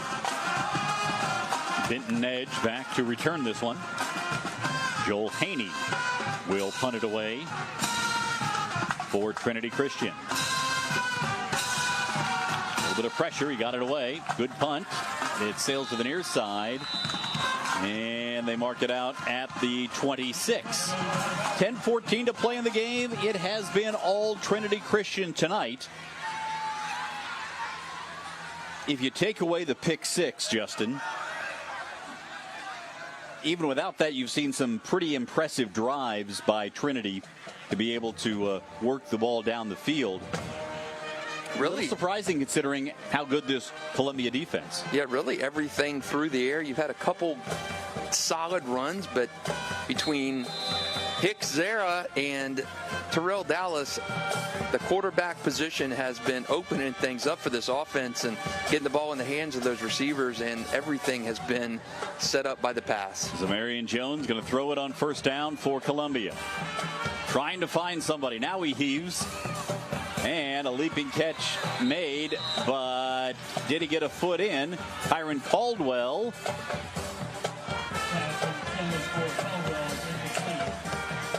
He could not get the foot down. It's incomplete. Second down cut up. Take another look here. Caldwell running all the way across the field. Just couldn't drag that toe.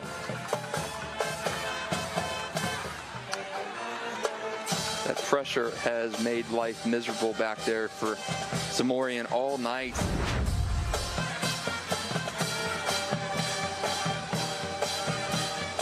Second and 10 now from the 26.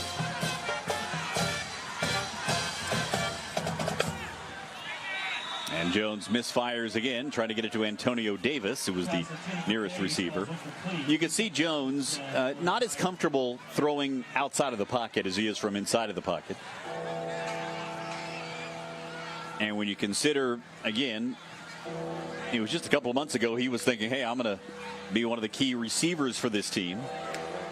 It's understandable.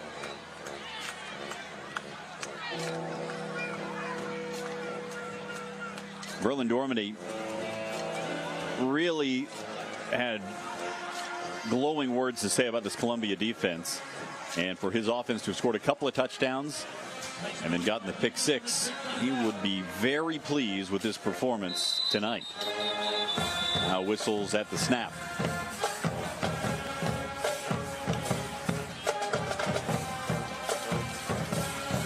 This will be against Trinity.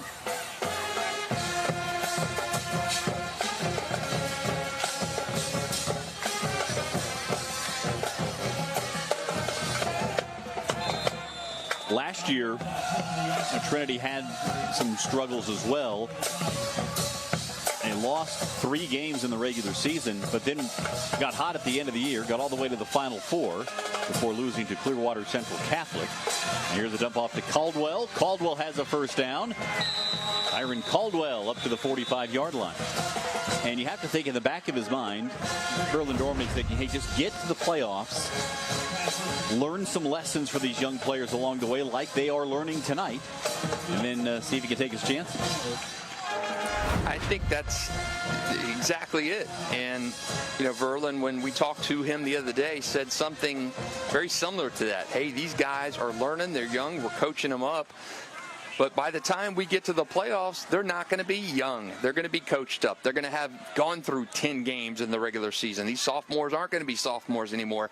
Traditional coach speak, but it makes sense. This is Verlin and Trinity Christian's youngest team probably since the early 90s. And you used to have 4- and 5-star kids sprouting on trees around here, and it's just not the case in this class. He had an Elite 11 quarterback last year. He's now at LSU.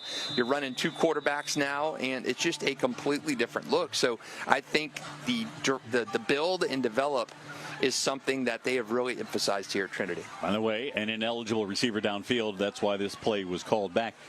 I want to also point out, remember, Colin Hurley reclassified. So he would have been a senior this year had he not reclassified and moved his graduation up a year. So that was known. It wasn't something that suddenly happened out of the blue. But when you talk about trying to build a team, build a program, or put together talent, you have to work that into the conversation. Here's the ball caught by Caldwell, and they make it a horse collar here on the tackle by Trinity Christian. Trey Williams pulled Caldwell down, and the body language doesn't look like it's a... Well, they call a face mask. It is on Trinity. Thought for a moment that it would be on Columbia based on the way that Caldwell was responding. But take another look here. Yeah. Saw the helmet move on the tackle.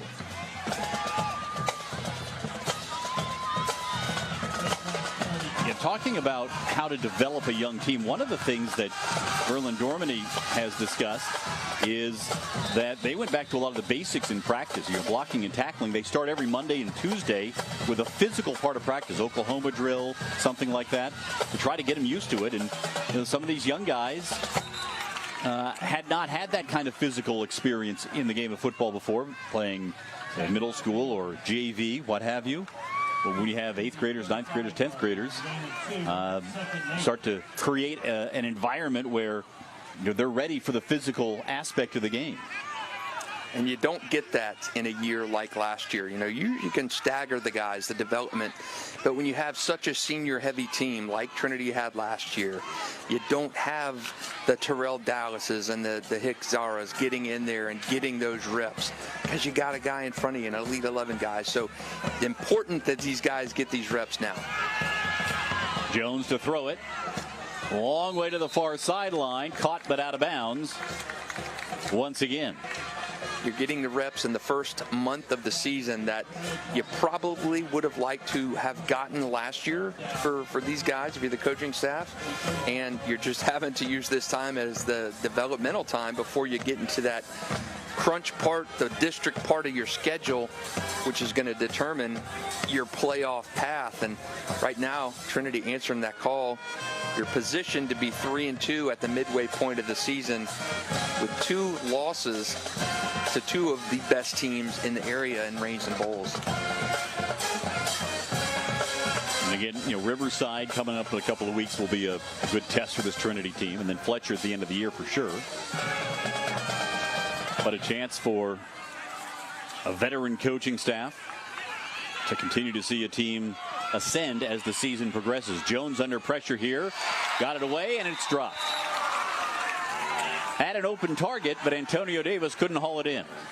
I think either that Trinity coverage is so sticky in the secondary, or Zamorian's just having doubts on where he wants to go with it because just holding on too long to it. He's a receiver. He knows you got to get that ball out a little bit quicker than that. So 4th down and long with 7:42 to play. Not that this is the last chance that Columbia is likely to have, but they can't afford to see possessions go by the wayside without any points scored, down 3 touchdowns. So it's an automatic go for it here in Trinity Christian territory. This is the 5th drive in Trinity territory for Lake City Columbia tonight, and whistles at the snap. Timeout called by Trinity Christian. Timeout called by the Concord. Next week, our Varsity 4 game of the week. Little Clay County action. Orange Park against Middleburg. And why I like that one, Cole.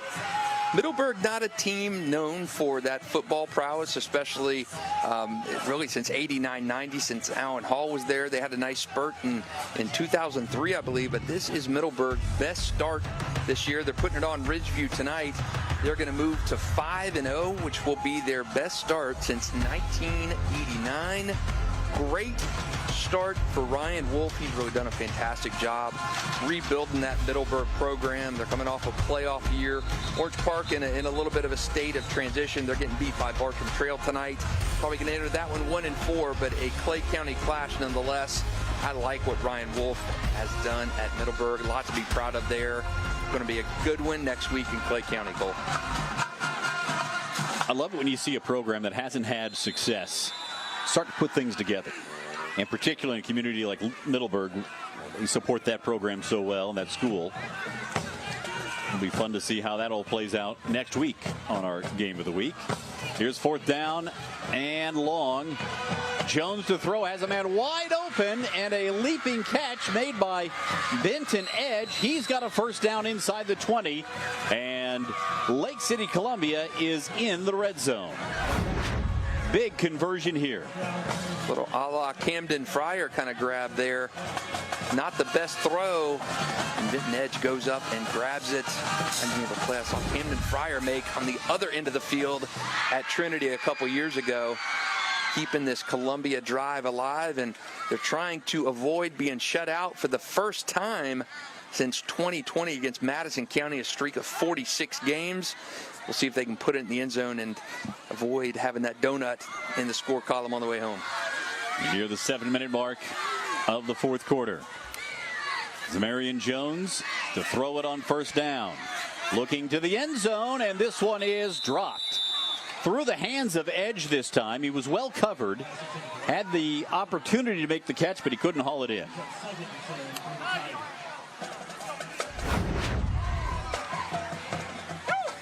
Good protection this time for Columbia. You got to catch that one there. Hit him right in the hands. Easier grab than the one he just made. And would like to have that one back.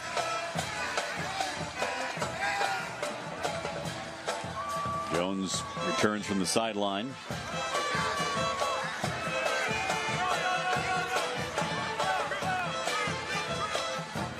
Second down here.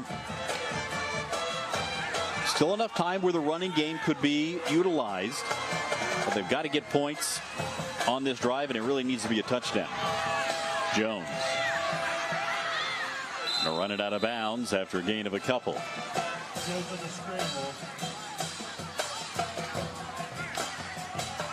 Both of these teams have had some issues fighting the weather, losing practices and so forth. Those are so important with young players.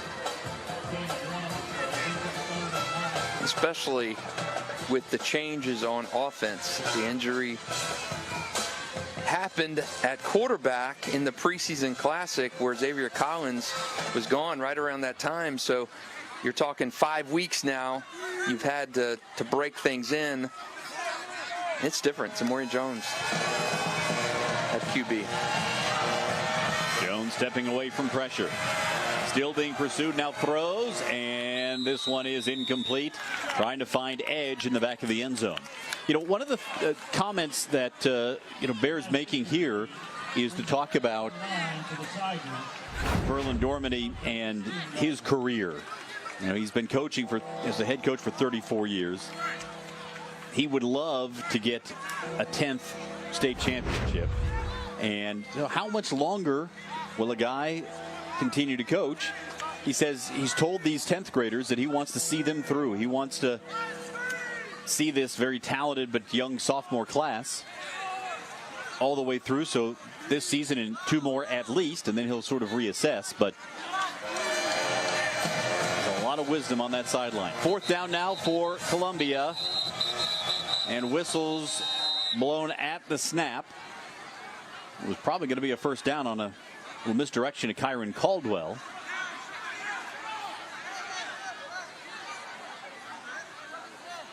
This one goes against Trinity Christian, so 5 yards closer for Brian Allen's team. I know Verlin would love to get that 10th title. Trinity would love him to get that 10th title. He's 67. I ask him whenever I talk to Verlin, every other time I talk to him, how much longer you got in you? And I heard the same thing back when Sean Wade was a sophomore and the Fred Davises and those guys. Well, we got a great freshman class. We got a great sophomore class. He is so invested in this program and seeing these young guys develop and seeing this success. And it's going to be hard for him to walk away whenever it is. Also serves as the athletic director at Trinity Christian. Jones on fourth down. Throwing. Edge. Incomplete. Edge wanted a penalty. No flag thrown. And that's sort of how it's gone for Lake City Columbia. It has been a tough night for the Tigers.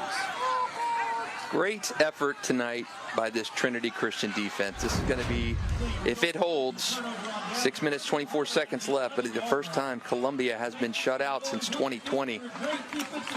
Pretty darn impressive for this young defense. Brent wanted a flag, but I don't think there was contact until after that ball went by him. So Tigers not going to get in the end zone there. Trinity Christian's got 6 minutes, 24 seconds to get out of here with win number 3. And you get to the official midway point of the season at 3-2. I think Verlin and that coaching staff would have gladly accepted that. You tell them that in week 0.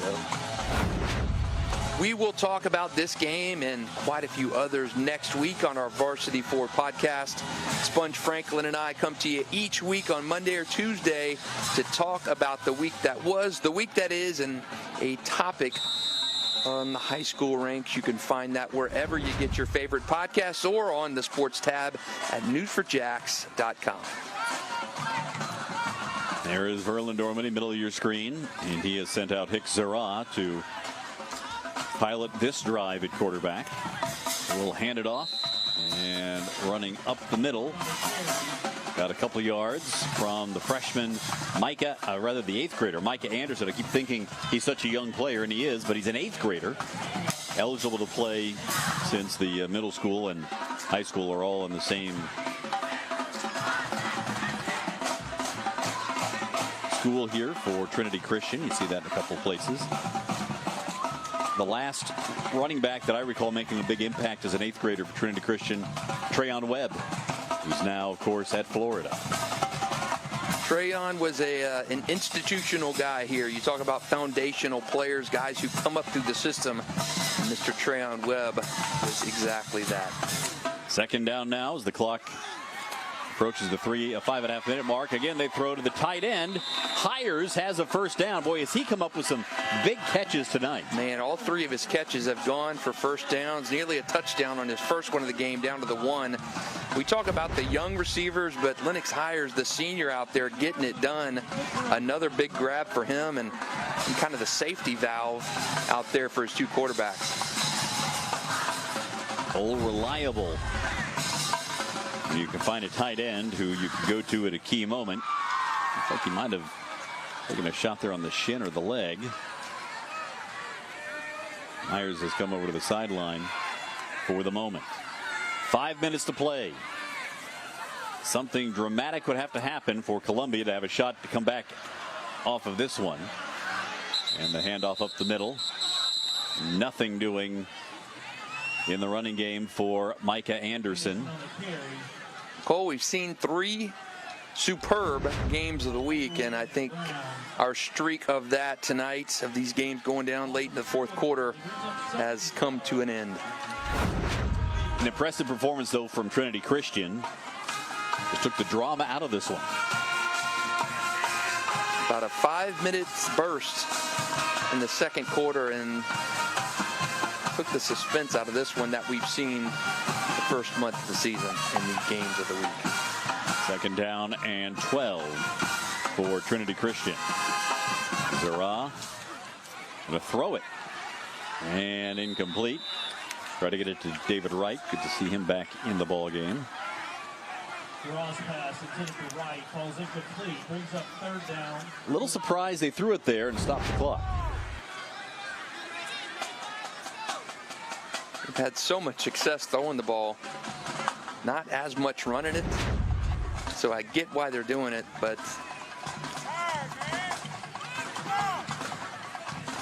and probably be in a punting situation here in a second if you run the ball. Running game has not really gotten uncorked tonight. Everything has come through the air for Trinity Christian. They face this 3rd down. Zara on 3rd and 12. Looked like it was going to be a design quarterback run, and Columbia snuffed it out. So here comes that 4th down opportunity. And the punting team likely to come on as we go inside 4 minutes to play in the 4th quarter.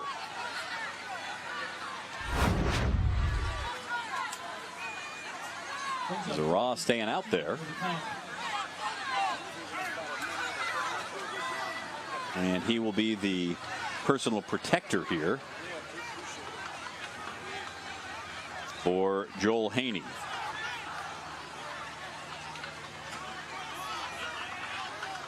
Let's see if something's up here.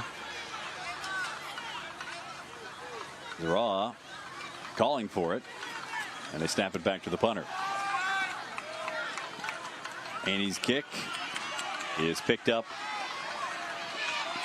and returned by Benton Edge, who has it up past the 50 and back into Trinity Christian territory with 2:57 to play here in the fourth quarter.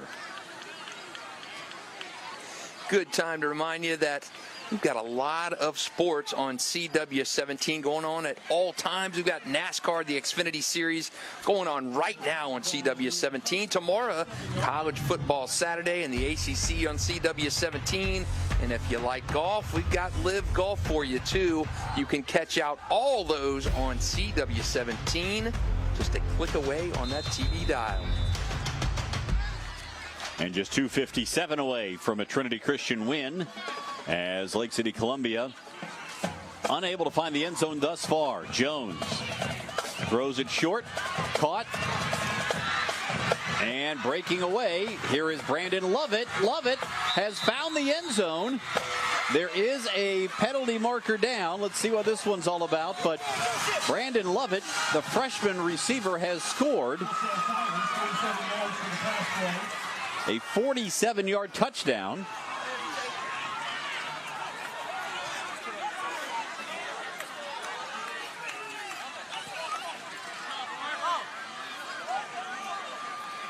And the scoreless streak is over for Columbia. They're able to score here. Looks like they're going to pick this flag up. So Columbia gets into the end zone, so that 46-game streak of not being shut out will continue. Another flag thrown here on the extra point.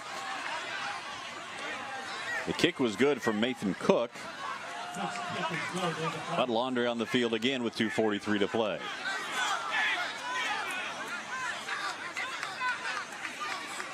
Maybe I spoke too soon on the exciting games in the finish, Cole. Yeah, you never know. Expect an onside kick here. Like I said, something dramatic would have to happen. Personal foul on Trinity Christian. That'll be assessed on the kickoff, so don't write this one off just yet.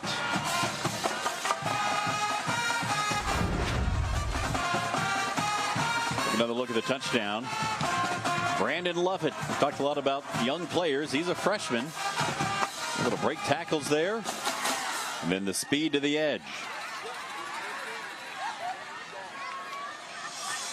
We'll finally see something out of this Columbia vertical offense. And really a great broken tackle there to cap that play. So great finish by Columbia. You're down 21-0. Coming back. Now's a good time to look ahead to what we have in week 6 as we make the turn past the midway mark. Resurgent Middleburg. They're off for their best start since 1989. Ryan Wolf and the Broncos getting it done. They face Orange Park. The Raiders try to get back into the win column. Been a while since they've been there.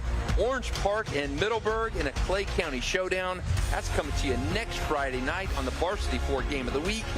Streaming at News4JAX.com, News4JAX Plus, and the News4JAX app. All right, well, buckle up. Here comes what you would anticipate would be an onside kick with 2:43 to play. And after the penalty, the ball will be kicked off from Trinity Christian territory. Nathan Cook going over to have a chat with the coaching staff. They're going to talk things over here for a moment. Well, all right, let's dream a little and see what could happen. Onside kick, recover, touchdown, stop, timeouts used, last second dramatics. You've seen too many Disney movies, Cole. I've seen too many high school football games. Especially when you talk about young players. Teams full of young players. Well, we saw 21 points scored in the blink of an eye in the second quarter. Outside of that, this has been a pretty evenly matched game. Get the onside kick in here, you never know what happens, and only 2 timeouts to work with. We just held Trinity on the last drive, scored quick. Stranger things have happened. No doubt.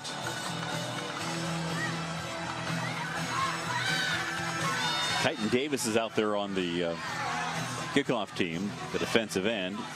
There's long arms at 6'4". See number 9 there.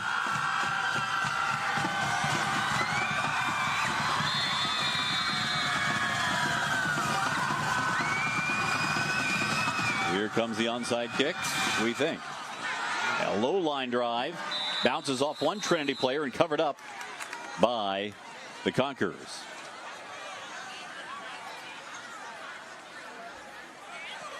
All right. So much for the dramatics. But hold everything. The officials are huddling once again.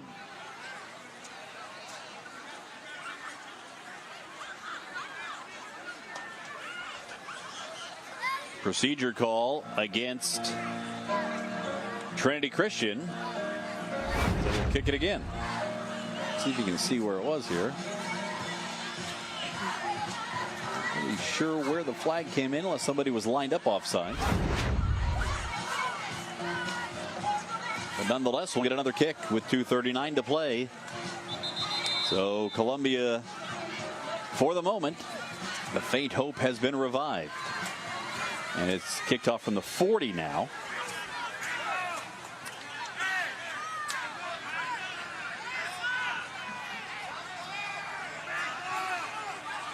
Trinity trying to get all the players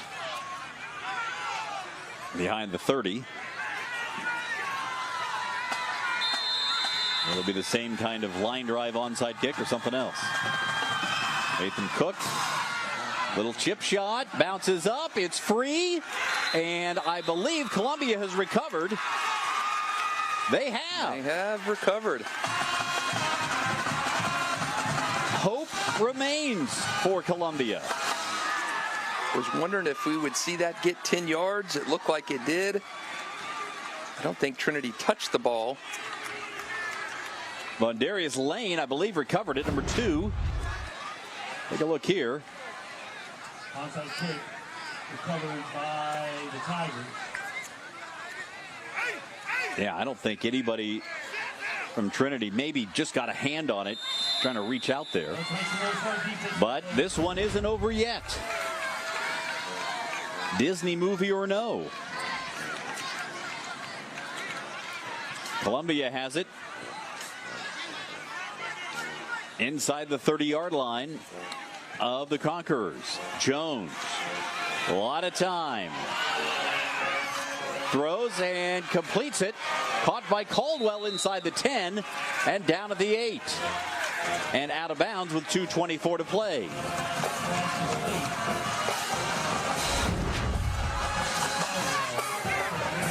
Well, you can see some fatigue setting in on that defensive line. There have been a lot of pass rushes so far by Trinity Christian tonight. Great presence by Zamorian Jones to stay with that play. Kind of gave his running back a block in the back to get him to block, and then rolled out to his right and found his guy. Good play to just stay with that and see it through. 4 receivers now. Watch out for Kyron Caldwell at 6'2" over here on the near side. Jones fakes the handoff, takes it himself, but is hit and dropped after a short gain. Khalil Vereen on the tackle. The clock stops at 1:50 to play with a Columbia timeout. Well, having to use that timeout there pretty much means you got to go for an onside kick again if you score.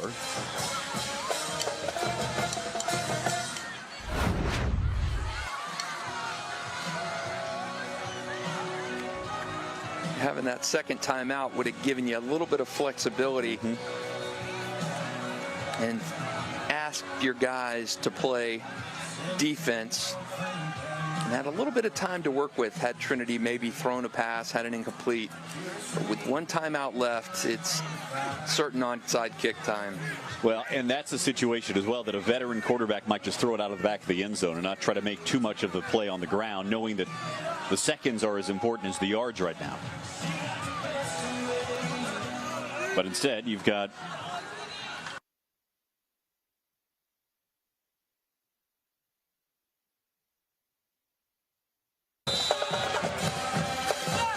on second down. Edge is wide Throws. open. He's got Edge, and Edge will walk in for the touchdown. And just like that, Columbia is an extra point away from being just 7 points down. Like I said, I've seen enough high school football. Anything can happen in the fourth quarter.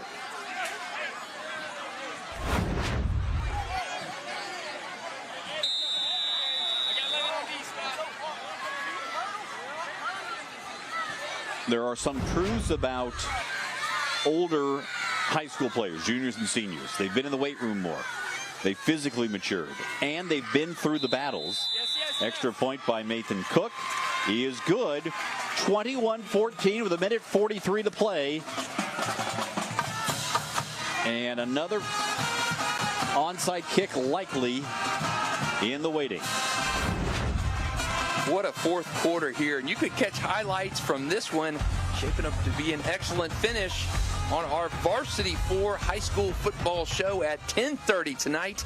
That's on Channel 4. We'll have highlights of Columbia Trinity Christian, as well as all kinds of highlights from games around the area, including top-ranked St. Augustine against number 5 Nice. You can catch that on Channel 4, News4JAX Plus, or News4JAX.com at 10:30 tonight. Verlin Dormady said when we talked to him this week that the biggest part is that they haven't bounced back from mistakes. I'm not sure you would classify the mistake of not covering the onside kick. That was just a play that was made by Columbia, but young teams dealing with adversity in pressure situations, these are the lessons learned that pay off down the road. And now penalty markers fly before the kick. Trinity had too many players on the field. And when you're dealing with the young team, Cole, that's the issues you saw in the second half of games that Trinity had against Reigns, against Bowles. You're in a possession game against Bowles at halftime, and they go on to win 41-7. You're up on Reigns at half, and they go on to win 48-23. And it's just those mistakes that snowball. When you're dealing with a young team, a team full of sophomores and freshmen and seniors who haven't had a lot of playing experience, that's what happens. Here comes the onside kick from Nathan Cook. Again, a little squibbert. This one did not make it 10 yards. I don't believe. The official coming down right on the mark. And are they going to say it made it 10 yards? No signal yet by the official. If Trinity touches it before the 10 yards, it's a live ball. If it goes 10 yards, it's a live ball. And they're saying it is Columbia football. Somebody contact the Magic Kingdom. This story is unfolding at Trinity Christian. 1:38 to play. I'm wondering if this ball made it 10 yards or if Trinity touched it at maybe the 9.5-yard mark. Because there's 5. Oh, the Trinity... That's tough to say. It looks like about 9 yards right there, unless a Trinity player touched it.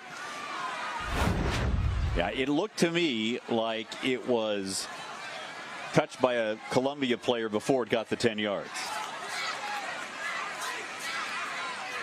That may be the discussion going on right now by the officials. Take another look here. There's a Trinity player coming right in and making contact with the kicker. Nathan Cook wipes him out, but he never touched the ball. And then it looked like a Columbia player slid on it about the 8-yard mark. They are picking up the flag. Columbia football. What a finish. This is unbelievable. Zamarian Jones at quarterback. The wide receiver pressed into service this year after Xavier Collins' injury just before the preseason classic. And whistles blow at the snap, and another flag drop. Delay of game called against Columbia. Boy, that seems like it might have been a fast clock. So we've had 2 onside kicks recovered in the span of about 40 seconds. A quick touchdown. And a team that was down 21-0 is going in for the tying score, Cole. This is, I mentioned Disney movies, but. Well, you put the hex on it. You said that we weren't going to have drama for the first time in a game of the week this year. Now this one checks the box for late game dramatics. 1st and 15 from the Trinity 49. They hand it off. Caldwell was going to toss it back to Edge. Decided the better of it, and another flag thrown in at the end.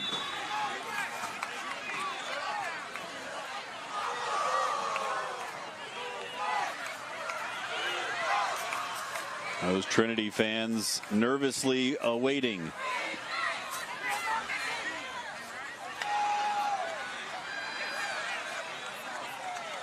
Personal foul, face mask on Trinity. 15 yards tacked on here. That'll be a first down for Columbia.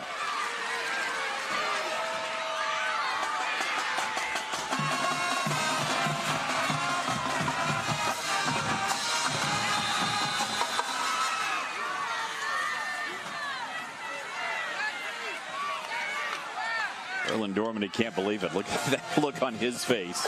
He's seen a lot of games through the years. Over 400 games coached in high school football. Here comes pressure. Jones stepping away from it. Going to try to run it inside the 30 and out of bounds about the 25.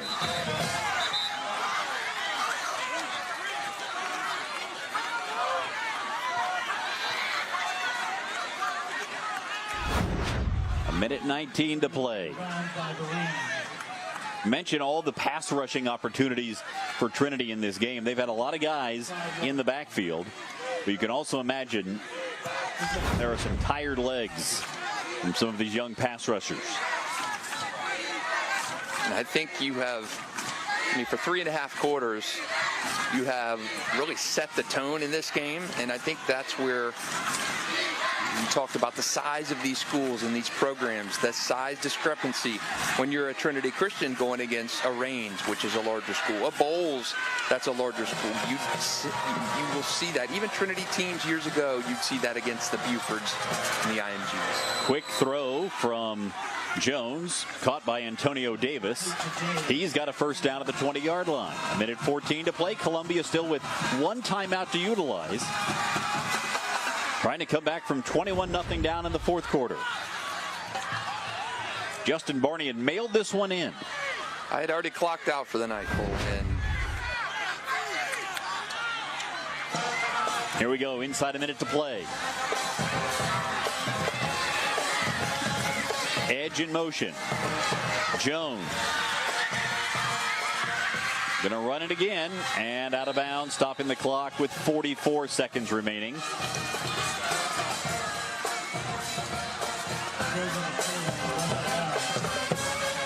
First downs are important here, but not nearly so as stopping the clock.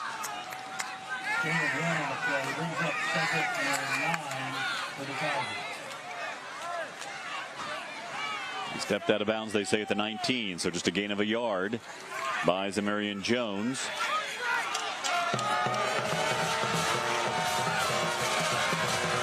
Game on the line in the final minute. 3 receivers to the right side. Jones throw back to the left, caught by Caldwell.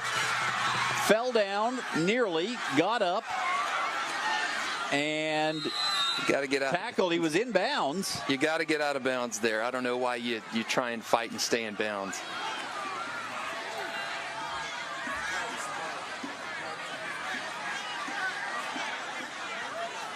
So the clock stopped with 32.5 seconds to play.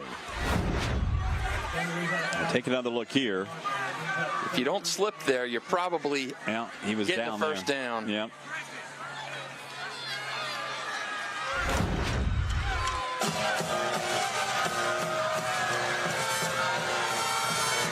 I believe Columbia called their last time out there, thus stopping the clock.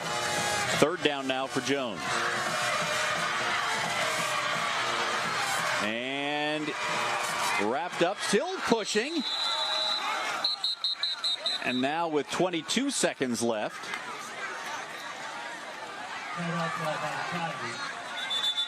Jones on the carry. There is a Columbia offensive lineman down, Isaac Kimball, the senior right tackle. And we'll stop the clock right there.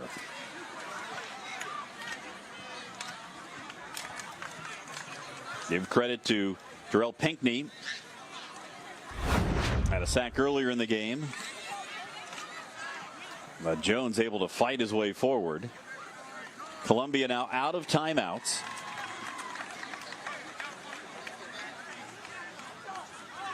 This one not just going down to the final minute, it's going down to the final couple of seconds here. Thanks to 2 recovered onside kicks for Columbia and a 47-yard touchdown by Brandon Lovett.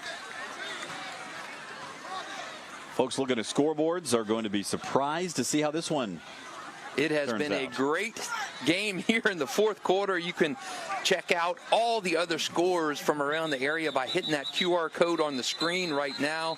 We've got some good ones in the area. Beachside 41, Bishop Kenny 8, Final Fletcher 47, Sandalwood 19, and of course this one here, Trinity trying to hold on 21-14 over Columbia. Those scores and more by hitting that QR code for a quick trip around the area.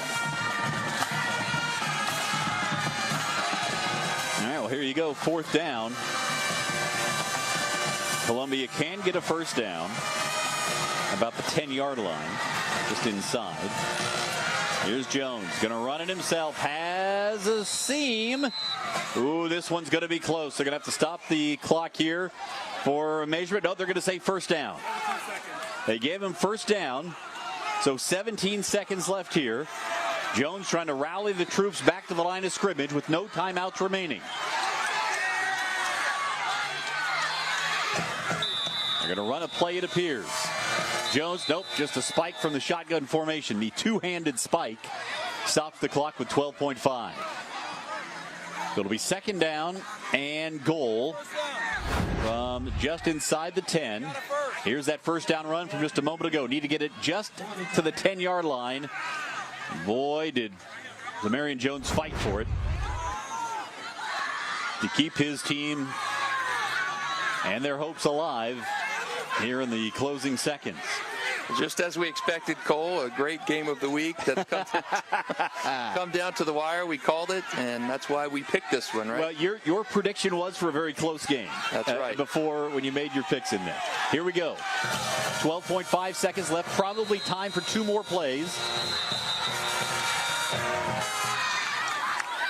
And delay of game called against Columbia. Second time here in the quarter. Second time on this drive.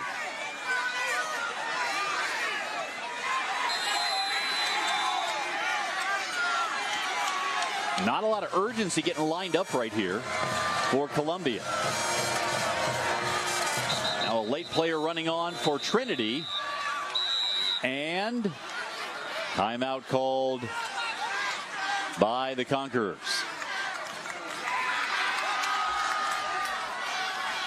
Well, this is either going to be a 1-score game, one way or another, or we're going to overtime.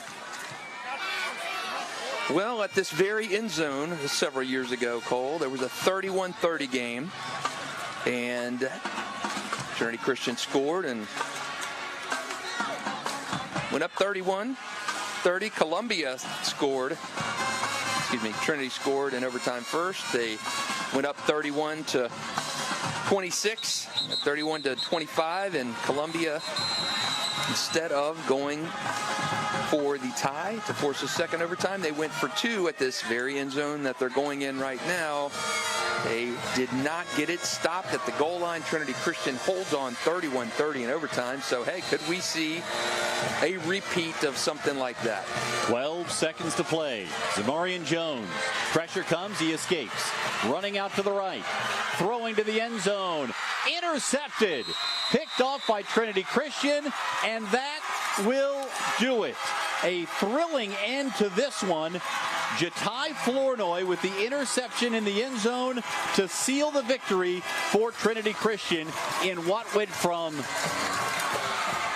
a little bit of a foregone conclusion to an absolute thriller at the end. What a finish. And you talk about the young guys growing up tonight. There's another one, a junior, Jatai Flournoy with the pick.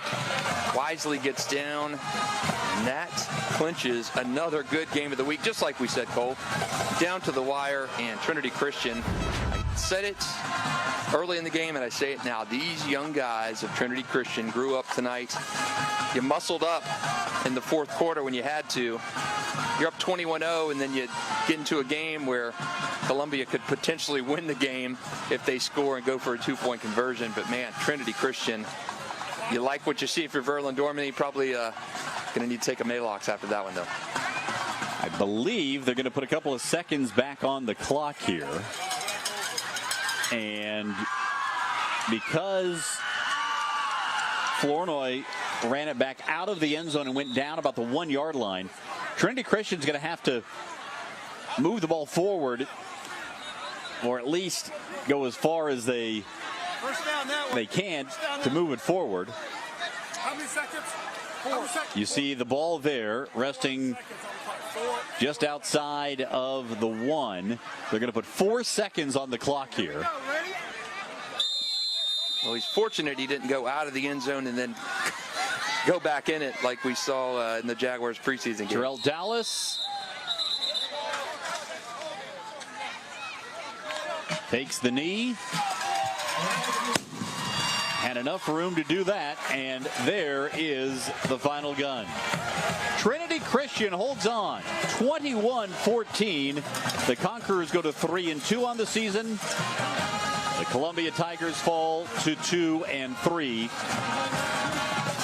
A lot of great lessons for some young players coming out of this game, and Verlin Dormany will be breathing a sigh of relief after his team saw a 21-0 lead become a 21-14 game in the final seconds. Brian Allen's team, a gallant comeback effort, but not enough, as Trinity Christian wins it 21-14. For Verlin Dormany, it's career win number 328. We thought this would be a good one between two proud programs looking to establish themselves this season.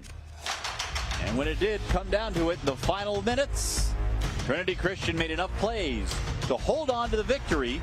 21-14 the final. The Conquerors take our game of the week. For Justin Marty, I'm Cole Pfeffer. Thanks for watching, and good night.